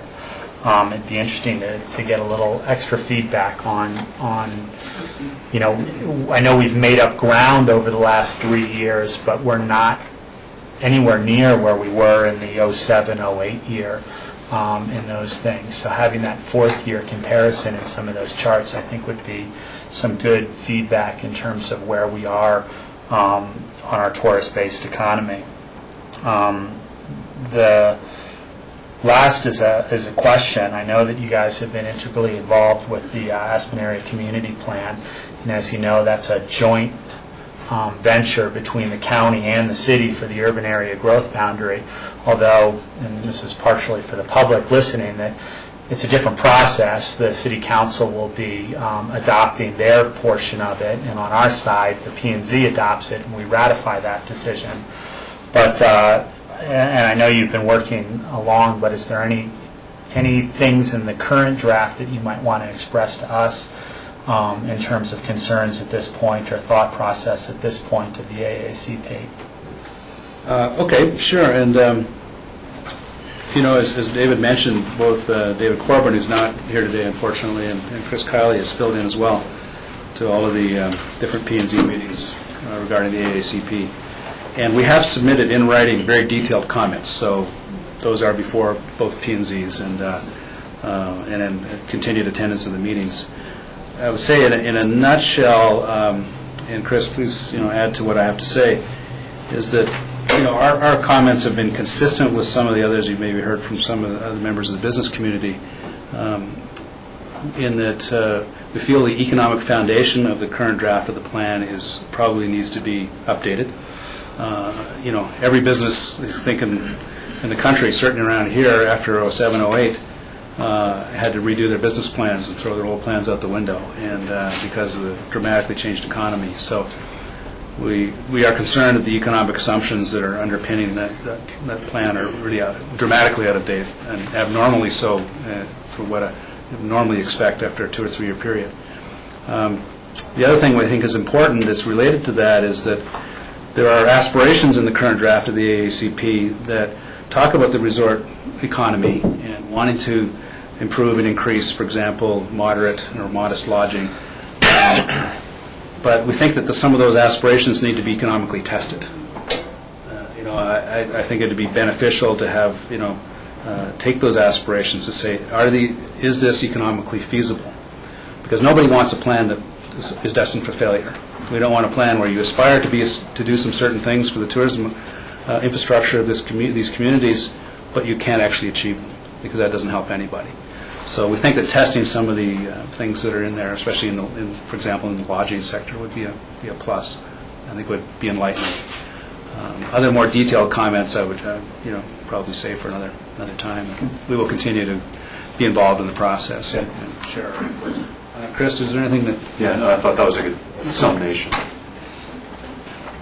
And thank you. And by the way, we can get data comparing occupancy at 07. We can do those comparisons in those charts, and that would be enlightening to see how we're doing today versus when we peaked, our last peak. Yeah, I'm glad you did well in April. Yeah.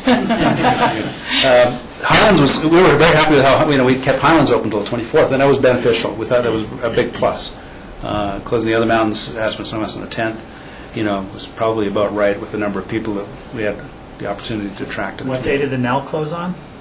The 11th. I think that's why we did well. There were more closures earlier in Aspen, and it moved the business to Highlands, but I think restaurants did. We did. We also brought in a good group, which I think dined out, and it was Helly Hansen, one of our corporate partners, brought their worldwide sales meeting here, and they arrived on the 10th, and we're here that week, staying at the Nell and the Limelight. And they were dining out and consuming other beverages with their meals to a large extent. I'd like to just take a moment, and as Rob has and others, thank you for the presentation. It's really good information, it's good communication channels, and we're happy to have our new manager on board and hope to see good communication relationships with the ski company through him. I'd like to personally thank you for your early support of the Quiznos race. I think that looking to summer business, looking to enhance our image in the recreational community and things like that as a year-round response, that was good leadership. And it often falls to the ski company to take that leadership role because everyone else is so busy in a smaller property or doesn't feel as connected to all the resorts. And I know there's some sacrifice that's being made by some of the lodging communities, some contribution. They're doing it willingly, but with any luck, it'll be something that helps fill beds in Snowmass and other places where they need the summer business. So we're hopeful on that. And we are going to be having a celebration of the Drosty property coming up on June 28th. And that's going to start at 3 o'clock at the Town Pavilion down near the Recreation Center. I hope I have that correctly. But we certainly, appreciate the ski company being there and coming if you can.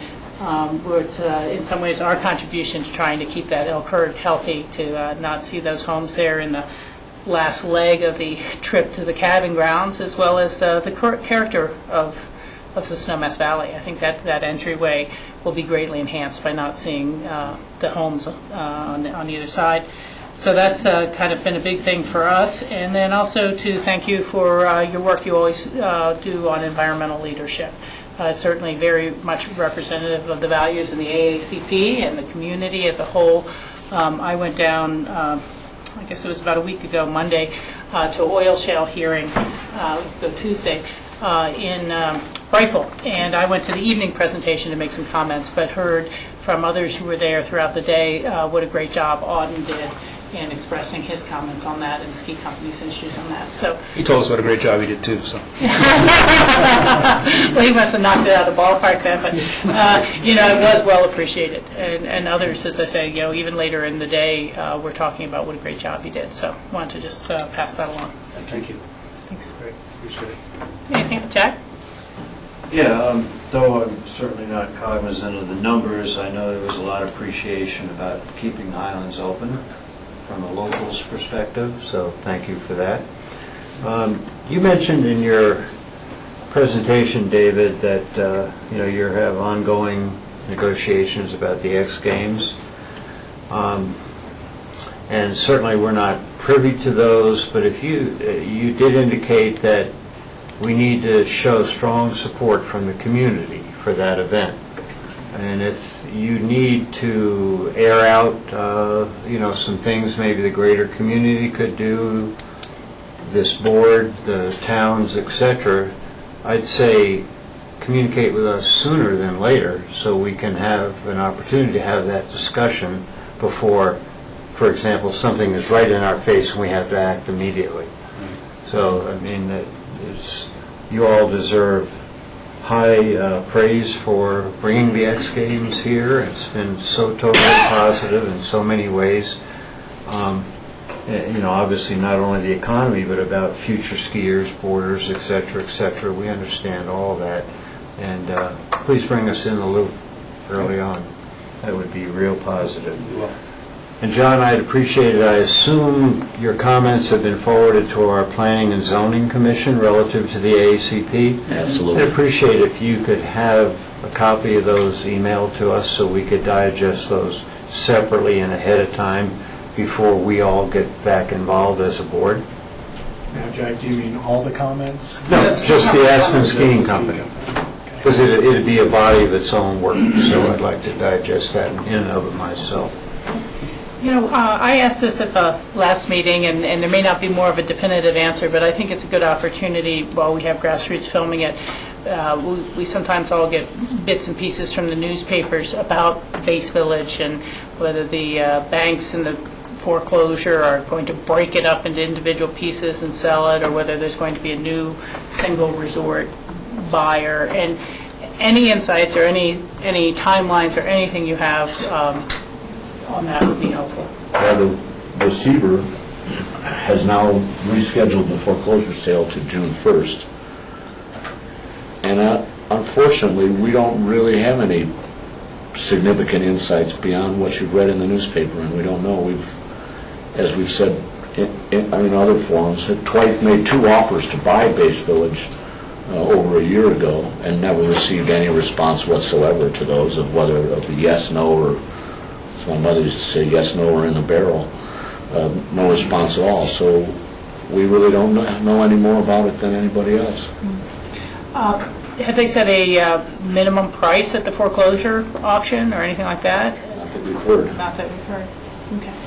Thank you. I appreciate that. Again, it's just a chance to have a greater understanding of an uncertain situation. I'd say we share your concern. We've tried to get little things going or pieces going, and I think that the receivers and the banks that are trying to deliberate on this have, what we tell, haven't been in a position to make a response even to our offers.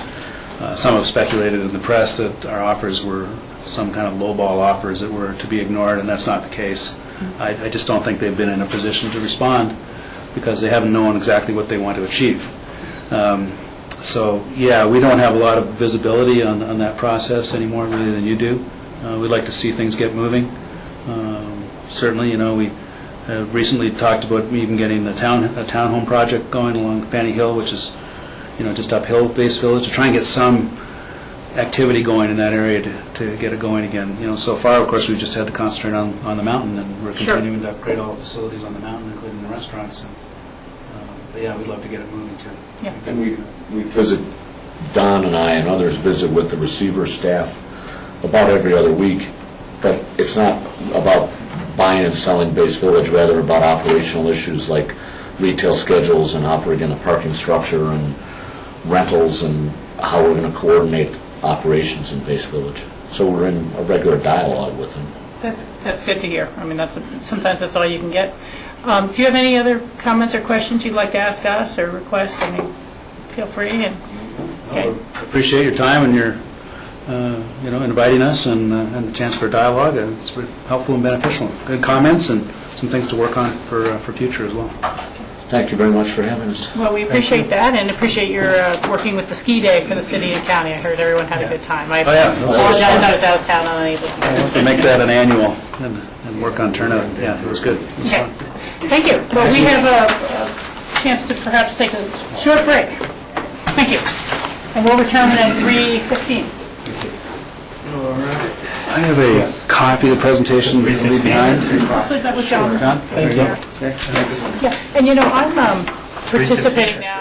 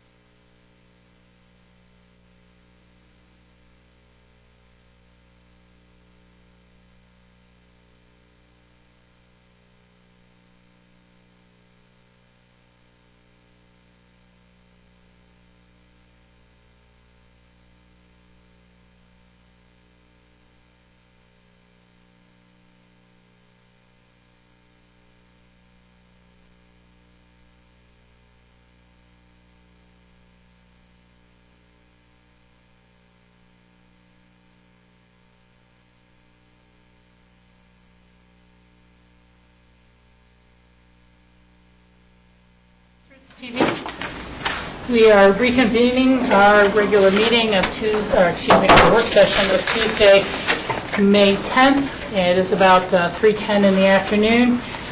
We have one executive session item scheduled to be able to discuss the Housing Frontiers Core request and advice from attorney, and then also potential for executive session for discussion of personnel matters related to board interviews. We also have potential of just moving this forward a little more immediately without that. And I think we are going to have a bit of a philosophical discussion. Michael has requested that we have some discussion in executive session on these current set of board appointments. Michael, is that still the case? Yes. Okay, and Jack? Well, I would, I am assuming that you all touched base on this a little bit to get the direction to create the agenda that's before us today. I would like us to attempt to have a discussion about appointing members to our volunteer boards without going into executive session and see how we do. It just seems the reasonable thing to do, and I had thought, and I can be corrected, but I thought we had kind of given a thumbs up, down as to doing exactly that we would, if we can appoint, without difficulty on an individual, we would do that in a public session. And then if someone really raises an objection about an individual, we might go in to exec. Because I'd certainly be inclined to respect that request, no question. But I'd like to try to do the main body of the work in a public session. And I'll throw that out for discussion. Okay, thank you. Michael, discussion? Well, I can see Jack's point, though. The problem with it, though, is if you greenlight 8 people and you say, but these 2 people I'd like to talk about in executive session, you're drawing attention to those individuals for unknown reasons. So I think if there's just, of any group here, if there's somebody you'd like to discuss in executive session, I don't want that person singled out as why I'm going to executive session. There might not be discussion about most of these people. Yeah. But there has to be, from my point of view, I can't proceed on some of these individuals without going into executive session. I was kind of wondering if that might be the case. I had put a call into you to see what I could ascertain going into this meeting. It may be reasonable to consider just routinely going into executive session when we're especially looking at a set of 12 or 15 people for a couple minutes, so that if anyone has any concerns of matters that are of a personal nature and information they would like to share with the other board members before, again, a more public discussion of the appointments proceeds, we could just make that a little bit of a part of a routine.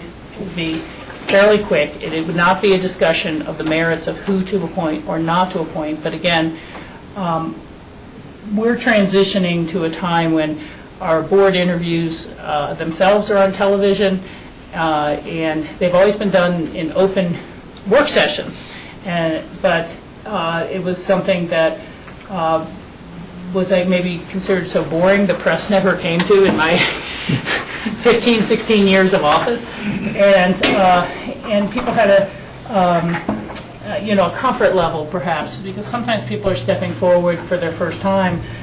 We did have someone who called and canceled their application, withdrew it, immediately when they saw that the interviews were being done on grassroots TV, and they weren't comfortable with that. Now that, you can draw your own conclusions from that, but just again, if someone is really tentatively stepping in for the first time and might feel that they haven't, that they're not offering enough, and they might feel embarrassed. It's something that, I've used the analogy, but it's a little bit of like a blind date with 15 people, and you're, potentially saying, no, it's not you, it's us, thank you very much, depending on whether there's competition for the seats and there's a preference for another applicant for skill sets they provide, or that the board itself needs some additional skill sets, and so while we've had an applicant, we'd like to continue to look for additional strengths that could be brought to the board without telling another individual a sense that they're weak, or having dialogues that may, at some level, someone feel be damaging to their reputation or standing in the community. And so this is, again, a very sensitive process in a lot of ways, because how we handle our appointments now is going to impact how people perceive their desire to serve in the county and their desire to apply even years from now. It might not even be about anyone we have in front of us today. And so, again, as we've been trying to sort through this ourselves to look to an appropriate process that's as fair to the individuals, fair to the public at large, and then sensitive, again, to individual personnel considerations. We've been trying to find that next right process to start having in place. And so I think that what Michael is saying is just that, we'd like to do it in such a way that doesn't highlight particular concerns. And if other board members agree that we might be able to move in that direction, we could start that today. But I'll just put that out there as a kind of a framing of this, and then entertain other board comments. George? Yeah, I would agree with that. I was initially thinking along the same lines as Jack, but then I started to realize, well, all of a sudden you're going to pull someone out, and you're definitely going to put a spotlight on that one individual. And so it seems like for us to have a consistent methodology in terms of this approach, so that we respect the privacy and the rights of everybody equally, it seems like we should have this discussion in exec session. And I think going into exec session allows us to have a more open dialogue about the individuals, the strengths and weaknesses, without having that person fear that their reputation is going to be diminished in the community. And the bottom line is we're not hiring someone. These are volunteers that we're asking to. They're volunteering to serve the community, and we should acknowledge that and respect them, and have that dialogue without having them fear that their name may be abused in any way, positively or negatively. Rob? I'm just going to try to give a little insight to my thought process here. The first thing that I thought about to consider was, using exec session and what the best case scenario is. In my mind, the best case scenario is that we use executive session for decision-making process of appointing citizens to our citizen boards with the 100% blessing of our county attorney saying that this is proper use of executive session. In my mind, that case scenario does not exist, because I'm not sure that we have the 100% blessing of our county attorney that this is a proper use of executive session for personnel matters in terms of citizen board. When it becomes closer to a coin toss of how sunshine laws are determined, I feel the best process is to err in light of transparency for the public of those, of interpretation of those laws of executive sessions for personnel matters. There is no need in any circumstance, in my mind, to use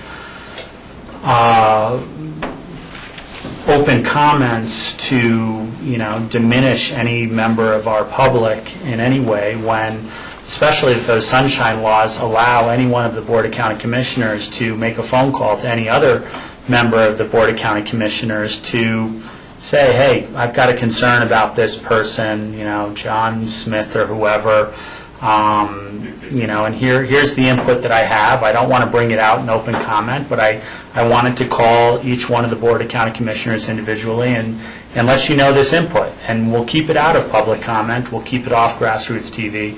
We'll keep it in those scenarios. It's definitely a deterrent at some level, for someone applying to a citizen boards. A citizen board, they're going to be serving and advising the Board of County Commissioners in a public manner. This is not a job application where someone's going to be hired and working for the county in somewhat of a private manner for personnel, in a personnel matter. So, yes, I agree there is some sort of deterrent, but that's part of the nature of being a government body. And that's part of the nature of the people that will be serving on this government body, that they will be somewhat in the public eye. And they will be held to a standard code of ethics as serving on those boards, as we are as well. And our decision-making process in that as well should be public knowledge to some extent. I think. I also wanted to comment on, a little bit of the reporting on, the large number of vacancies that we have. We have, I think it's 23 vacancies on citizen boards right now. That's out of 118 spots by my count. And by my count, only 14 of those are non-alternate seats. And we have, I think it's 12 or so people that we're going to be discussing today in one form or another. So it's not like we've got a tremendous amount of vacancies as it's been described in some of the newspaper articles. So I wanted to make that clear. So, yes, it is a deterrent. I'd like to err on the side of transparency. Okay, thank you. Any other, Michael and George? Well, let me clarify something, Rob. We don't appoint anybody in executive session. That's not what executive session is for. The appointments will occur outside executive session, and discussion can follow or precede that. What I hope to do in executive session is discuss frankly and openly applicants. Now, it might be my business dealings with those applicants. It might be my personal dealing with those applicants.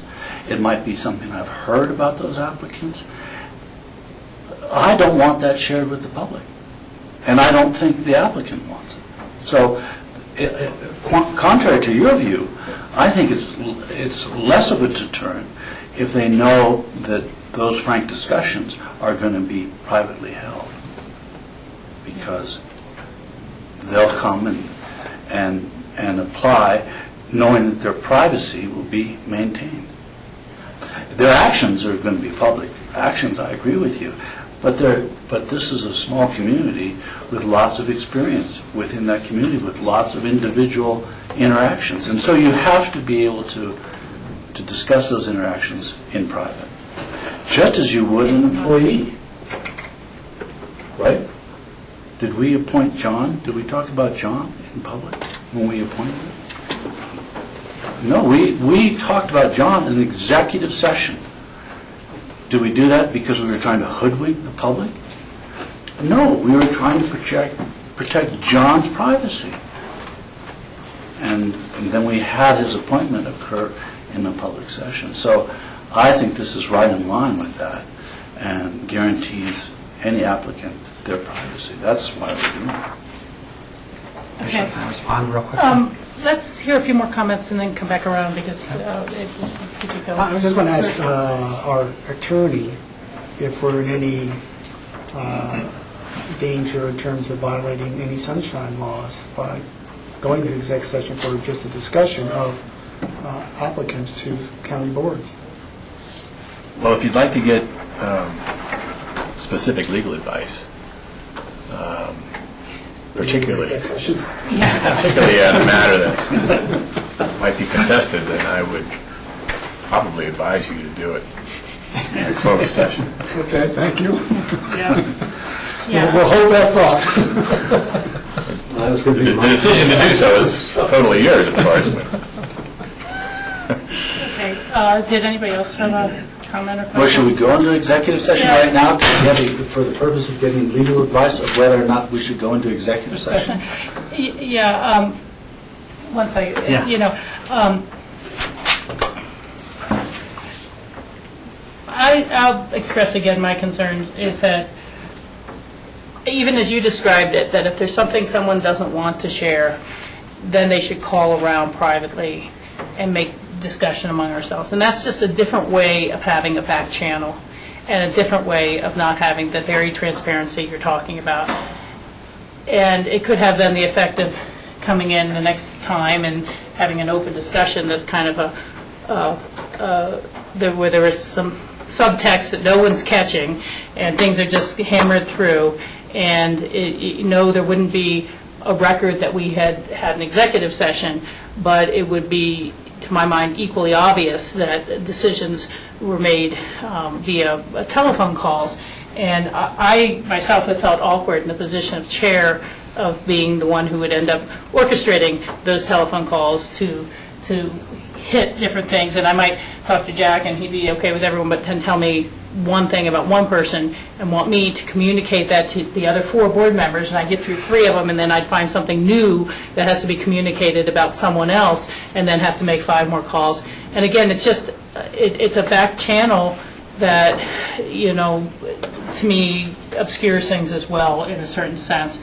And then the other thing, I've mentioned it before, but I've been in situations where we've had board members who were applying for reappointment and coming up, and they were having mental health issues that were really very obvious to some staff members, but were not necessarily coming across in a 10 or 15-minute interview. And that ability for someone to tell us then that, or someone interviewing who says, I have all these great accomplishments on my resume, look at all this business that has been great, and then knowledge from other people that, no, those businesses were failing businesses or failed, and if it weren't for someone else who came in, and that's the person who really fixed the problem, and that's the person who did it, and it was just all being hidden, and, to question them publicly about that would be a challenge. To just pass it around privately by phone calls would be a challenge, and that be a potential even for someone to say, were you slandering me in how you asked that question, or things like that. And I've been very concerned that we've all been through job interviews at various times or conducted job interviews, and but we're not televising those job interviews, and we're certainly not then telegraphing our assessment of those people to every other employer within the community. And that's where it's this balance between protecting the right of the individual, protecting the public, and vice versa. So I'm just concerned about that. But we have heard some discussion here, and I think that whatever advice we receive or have received from our attorney, when we are composed as a board and have gotten advice from our attorney in executive session, that that is confidential to us. It's not for our broader dialogue. So, Jack, I saw your hand up, and then we'll come back to Rob. I'd say one thing that's very disagreeable, and I think you've already weighed on it, but I will just publicly state this, is the phone call-around thing. Now, that just seems like a way to sidestep sunshine laws, so I wouldn't want to see that at all. And if I had to err on the side, I'm inclined to believe we ought to do this in public, but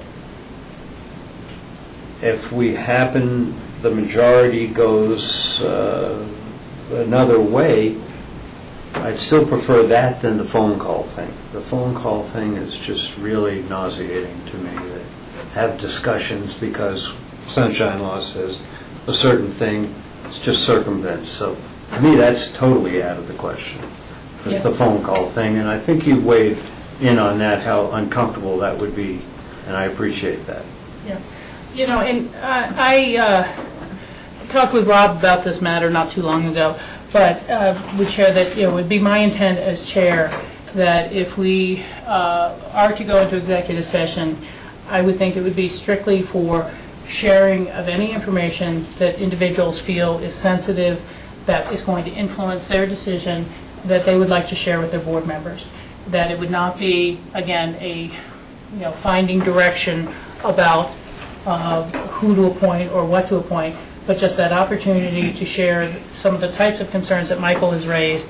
I'm one of those people, I like to say something, have it on the table, I've said it, I'm not going to belabor it a million times, and then I've downloaded. I won't feel like I've been withholding anything from anyone or withholding concerns, issues, whatever the matter may be.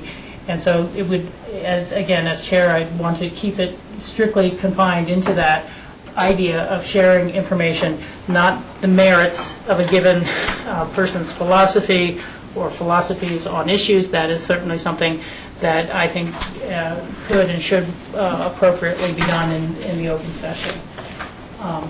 So that would be my intent. I don't know if there's any other comments on that, and then I'll just kind of get a sense of the board as to whether we would like to have executive session. Rob, please take your First, I just wanted to respond to Michael. I agree with you 100%. I think it is a deterrent to have to speak about these things in public, no question. I wasn't saying anything different than that. And I also think in an ideal situation, I would like to use executive session for the discussion of citizen boards on a lot of different levels. I think it would make things easier. In the 3 months that I've been involved with, being an elected official, numerous people have told me that there are a lot of things in government that are meant to slow things down and not make things easy specifically for that purpose. I'm not questioning what the best way to get the best person on. I'm questioning what the law is. So I think maybe we should at first use executive session to redetermine and get some legal advice. Okay. Well, we are noticed for an executive session today, so we can go into that executive session. John, I would turn to you for the appropriate citations. And again, we're going to go into executive session for the purpose of legal advice, potentially personnel matters. Our schedule is set up so that we can come out of executive session and then have a series of votes and whatever's process, maybe head nods, about the various appointments. And then we have one other matter of executive session, which I think was titled potential litigation, or again, advice from attorney. Advice from attorney. Advice from attorney. Okay. Rob? Go ahead. I was just going to say, at this point, I'd like to go into executive session. I don't want to. You don't want to have to vote for the broader. I don't want to go into executive session. I don't want to vote for going into an executive session for personnel matters based on citizen board appointments or discussion at this point. I want to go in. If there's another personnel matter on the board, we can use the executive session for that point. I think it's a separate executive session to use it for personnel matters. And in the instance of citizen boards, I think it's for getting legal advice from our counsel under executive session at this point.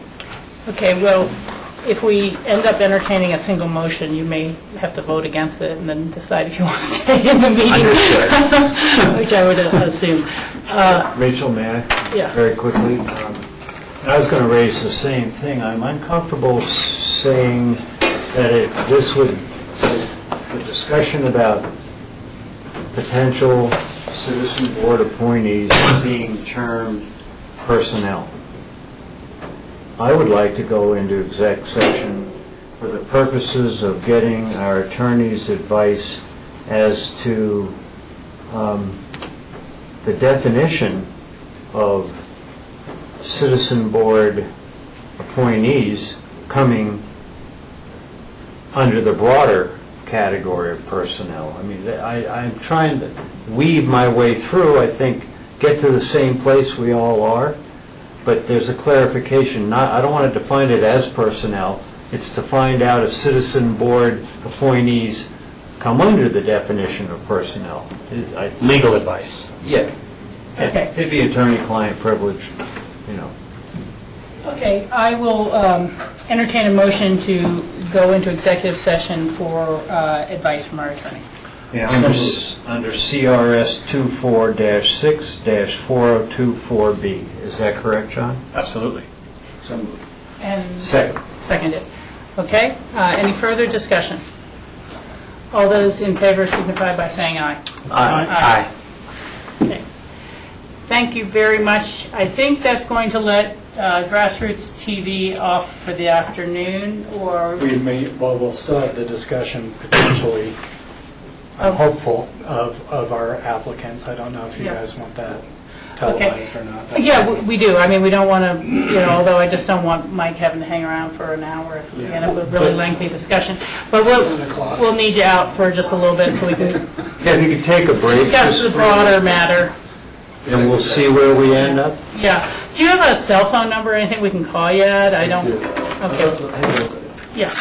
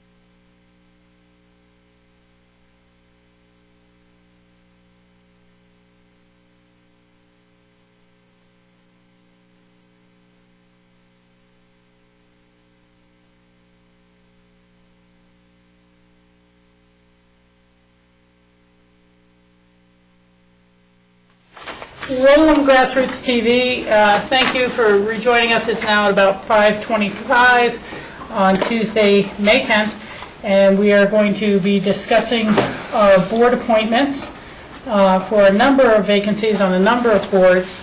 And so, board, just to create some structure for this, I'd like to start with the candidates that we interviewed on Tuesday, May 3rd. And I will let the viewing public know we are not going to be making all appointments at this time. We still have a couple of boards that we are working through what appear to be conflicts between bylaws or practice in our charter in terms of determining if we have true vacancies at this time. And there's nothing more really to be read into that. Those are not appointments we are discussing today. We have an opening, one vacancy, and have interviewed one applicant for the Weed Advisory Board. Are there any nominations for that board position? So moved. Ann Mullins? Wait a minute, yes, but a question is, are we directing staff to create a reso here? 'Cause Yes. we're not really doing... We don't really need a vote, we just need Yeah, okay. direction. You're right, you're absolutely right. We don't need to be that formal. I was just trying to think about how the procedure here. We will be preparing a resolution for all of these for our regular meeting, so we can move forward with some interviews. Our first candidate for the Weed Advisory Board was Ann Mullins. Is there a board support for Ann Mullins on that position? I think she did a great job in her interview and came very well prepared. Yes, I would agree with that. We have one alternate vacancy on our Planning and Zoning Commission. Alternates do not vote unless all the regular members are not in attendance. Gives them a chance to get used to working with the board and also helps assure that there's always a quorum for that board. Would anyone, is there anyone would like to put forward for consideration of that appointment? I would. I thought she was very... The name? Michelle Bonfils-Thibault.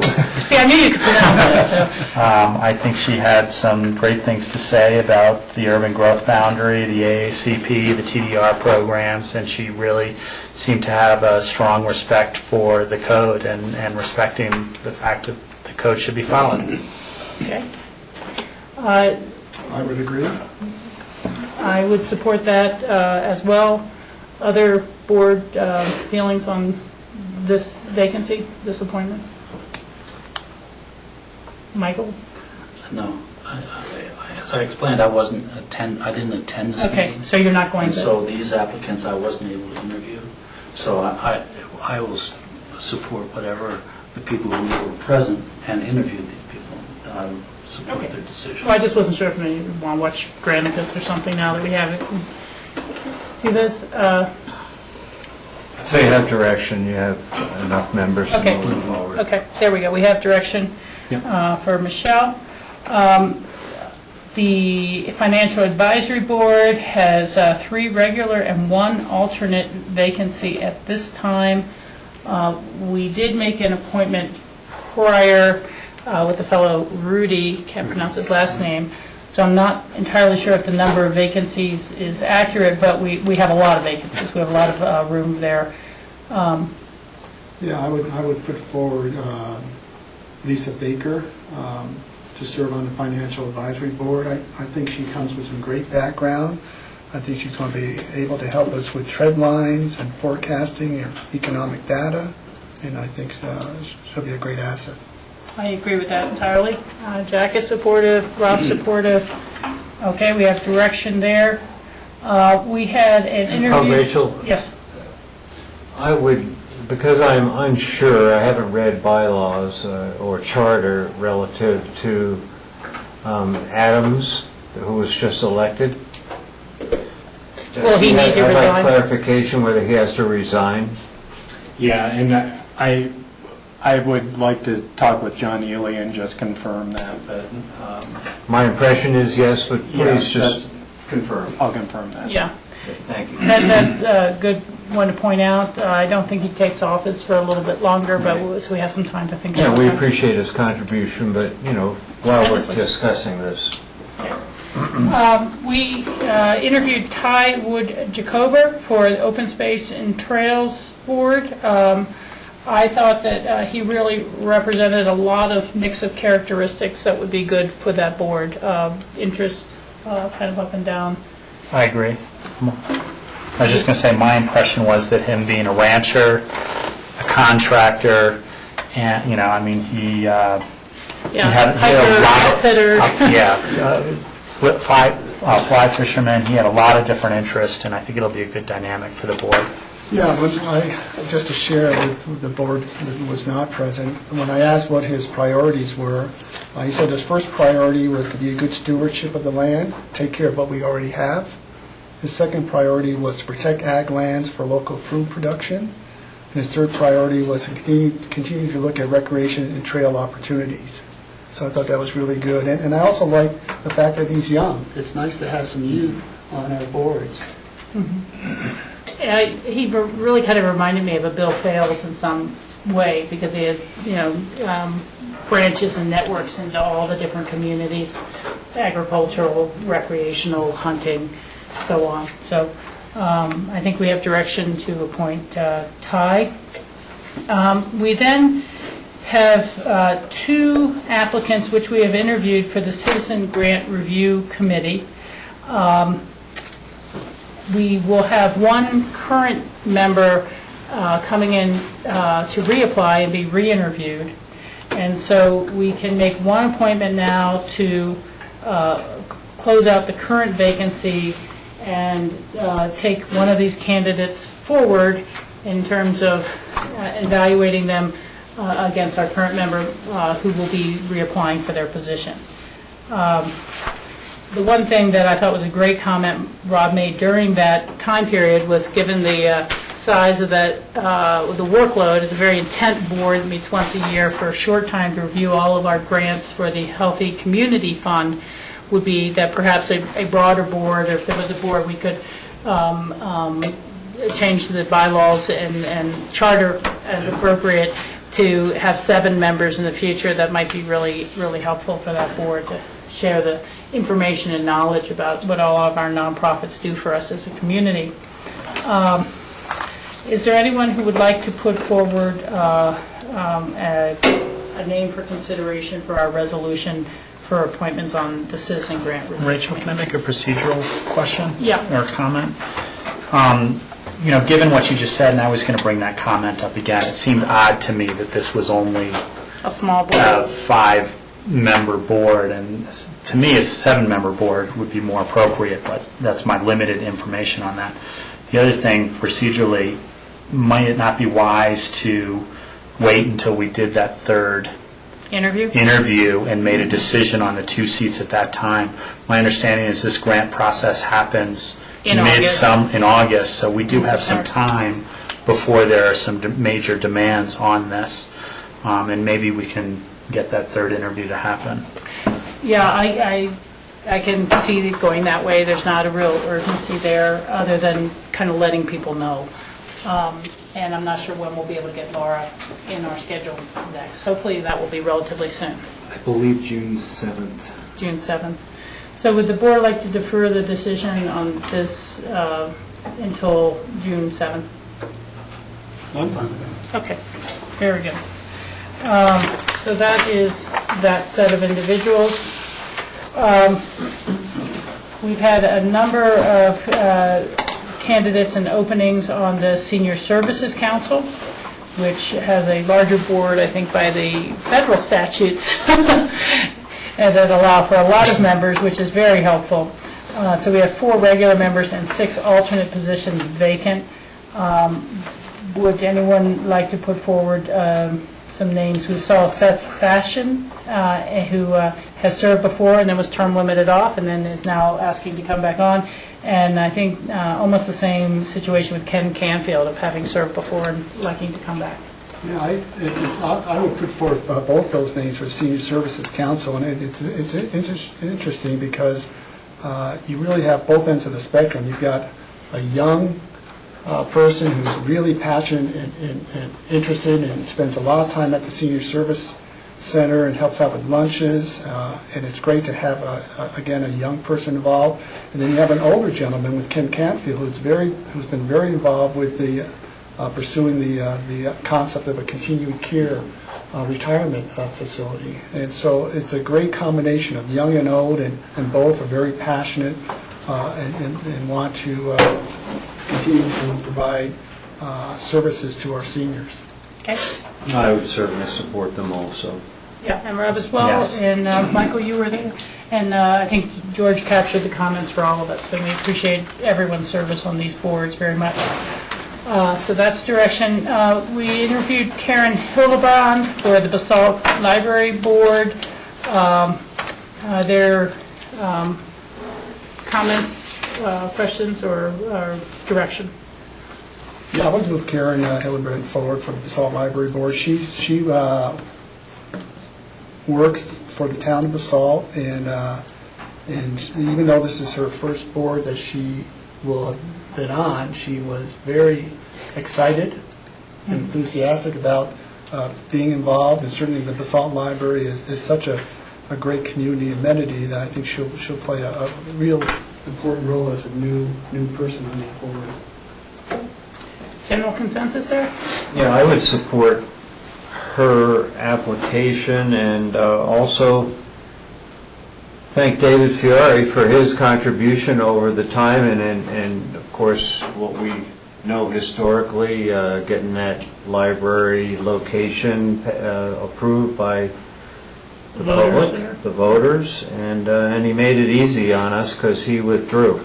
Yeah. So, and that's no reservation or anything about Karen, but I'm just mentioning it, Yeah. mainly just to thank him. And as we're in the process of doing kind of what I would call procedural cleanups on our board appointments and processes, I think, John, it'd be great to really make sure we have a set tickler file for thank you letters for people who are going off.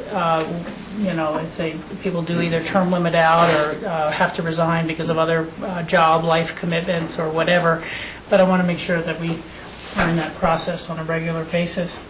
And Rachel, may I? Yes, please. Also, I'd like to reinforce the direction of this board as a policy that we will interview candidates, Picken County candidates for the BOCC Library Board as a matter of policy now. Yes. Yeah. Okay. And that, it just kind of... Because we're transitioning into this policy, so. And then our last vacancy to discuss today would be the Board of Appeals. Yeah, I would move William Argyros for the Board of Appeals. I've worked with him as a member of actually the Frying Pan Caucus for years, and then he moved to Snowman's Forge. I think he will be an excellent contributor. I would agree with that as well. Does that seem to be the sense of the board on that appointment? Okay. Thank you. And then I think that is all we are able to do today, and we will... Can we discuss Marie? No. Okay. We're going to hold on that. So we'll be continuing to advertise as openings come up for members of our public to get more involved. And John, how would someone look online to... Yeah, board appointments are advertised online at www.aspenpickman.com, and you can find information about board vacancies and appointment processes there. Okay. Information will also be distributed through the newspapers and public service announcements. Thank you very much for that. Board, I think that's all of our business here for today. Jack, you have... Yes, I would like to take a brief moment and thank John for getting his hands around this citizen board appointment process. I was not at the meeting, but we all kind of contributed of saying, hey, well, let's just check into this. John, you got your hands around it, and very much appreciate your and staff's efforts to move us forward and clarify, clean up, and create a process like we have now, where we have multiple candidates at one time. Rob's positive feedback about looking at the process, etc. I appreciate all of that, because I think we'll even have better a better process and better representation on these boards as we have developed this process now. It's really positive. Yeah, and it was a very good meeting on April 19th when we discussed what had been going on. It's unfortunate you were out of town at that time because, again, I think you helped kick it off a little bit. And we also had certainly all the staff liaisons attending for that too. So people are really coming in on the same page, and it's a good thing. So I think those are all the issues for today, and we can say thank you to Grassroots TV for your patience and hard work, and thank you to all the citizens of Pickens County who apply to our boards, that serve our boards, and we respect and appreciate your service. Thank you.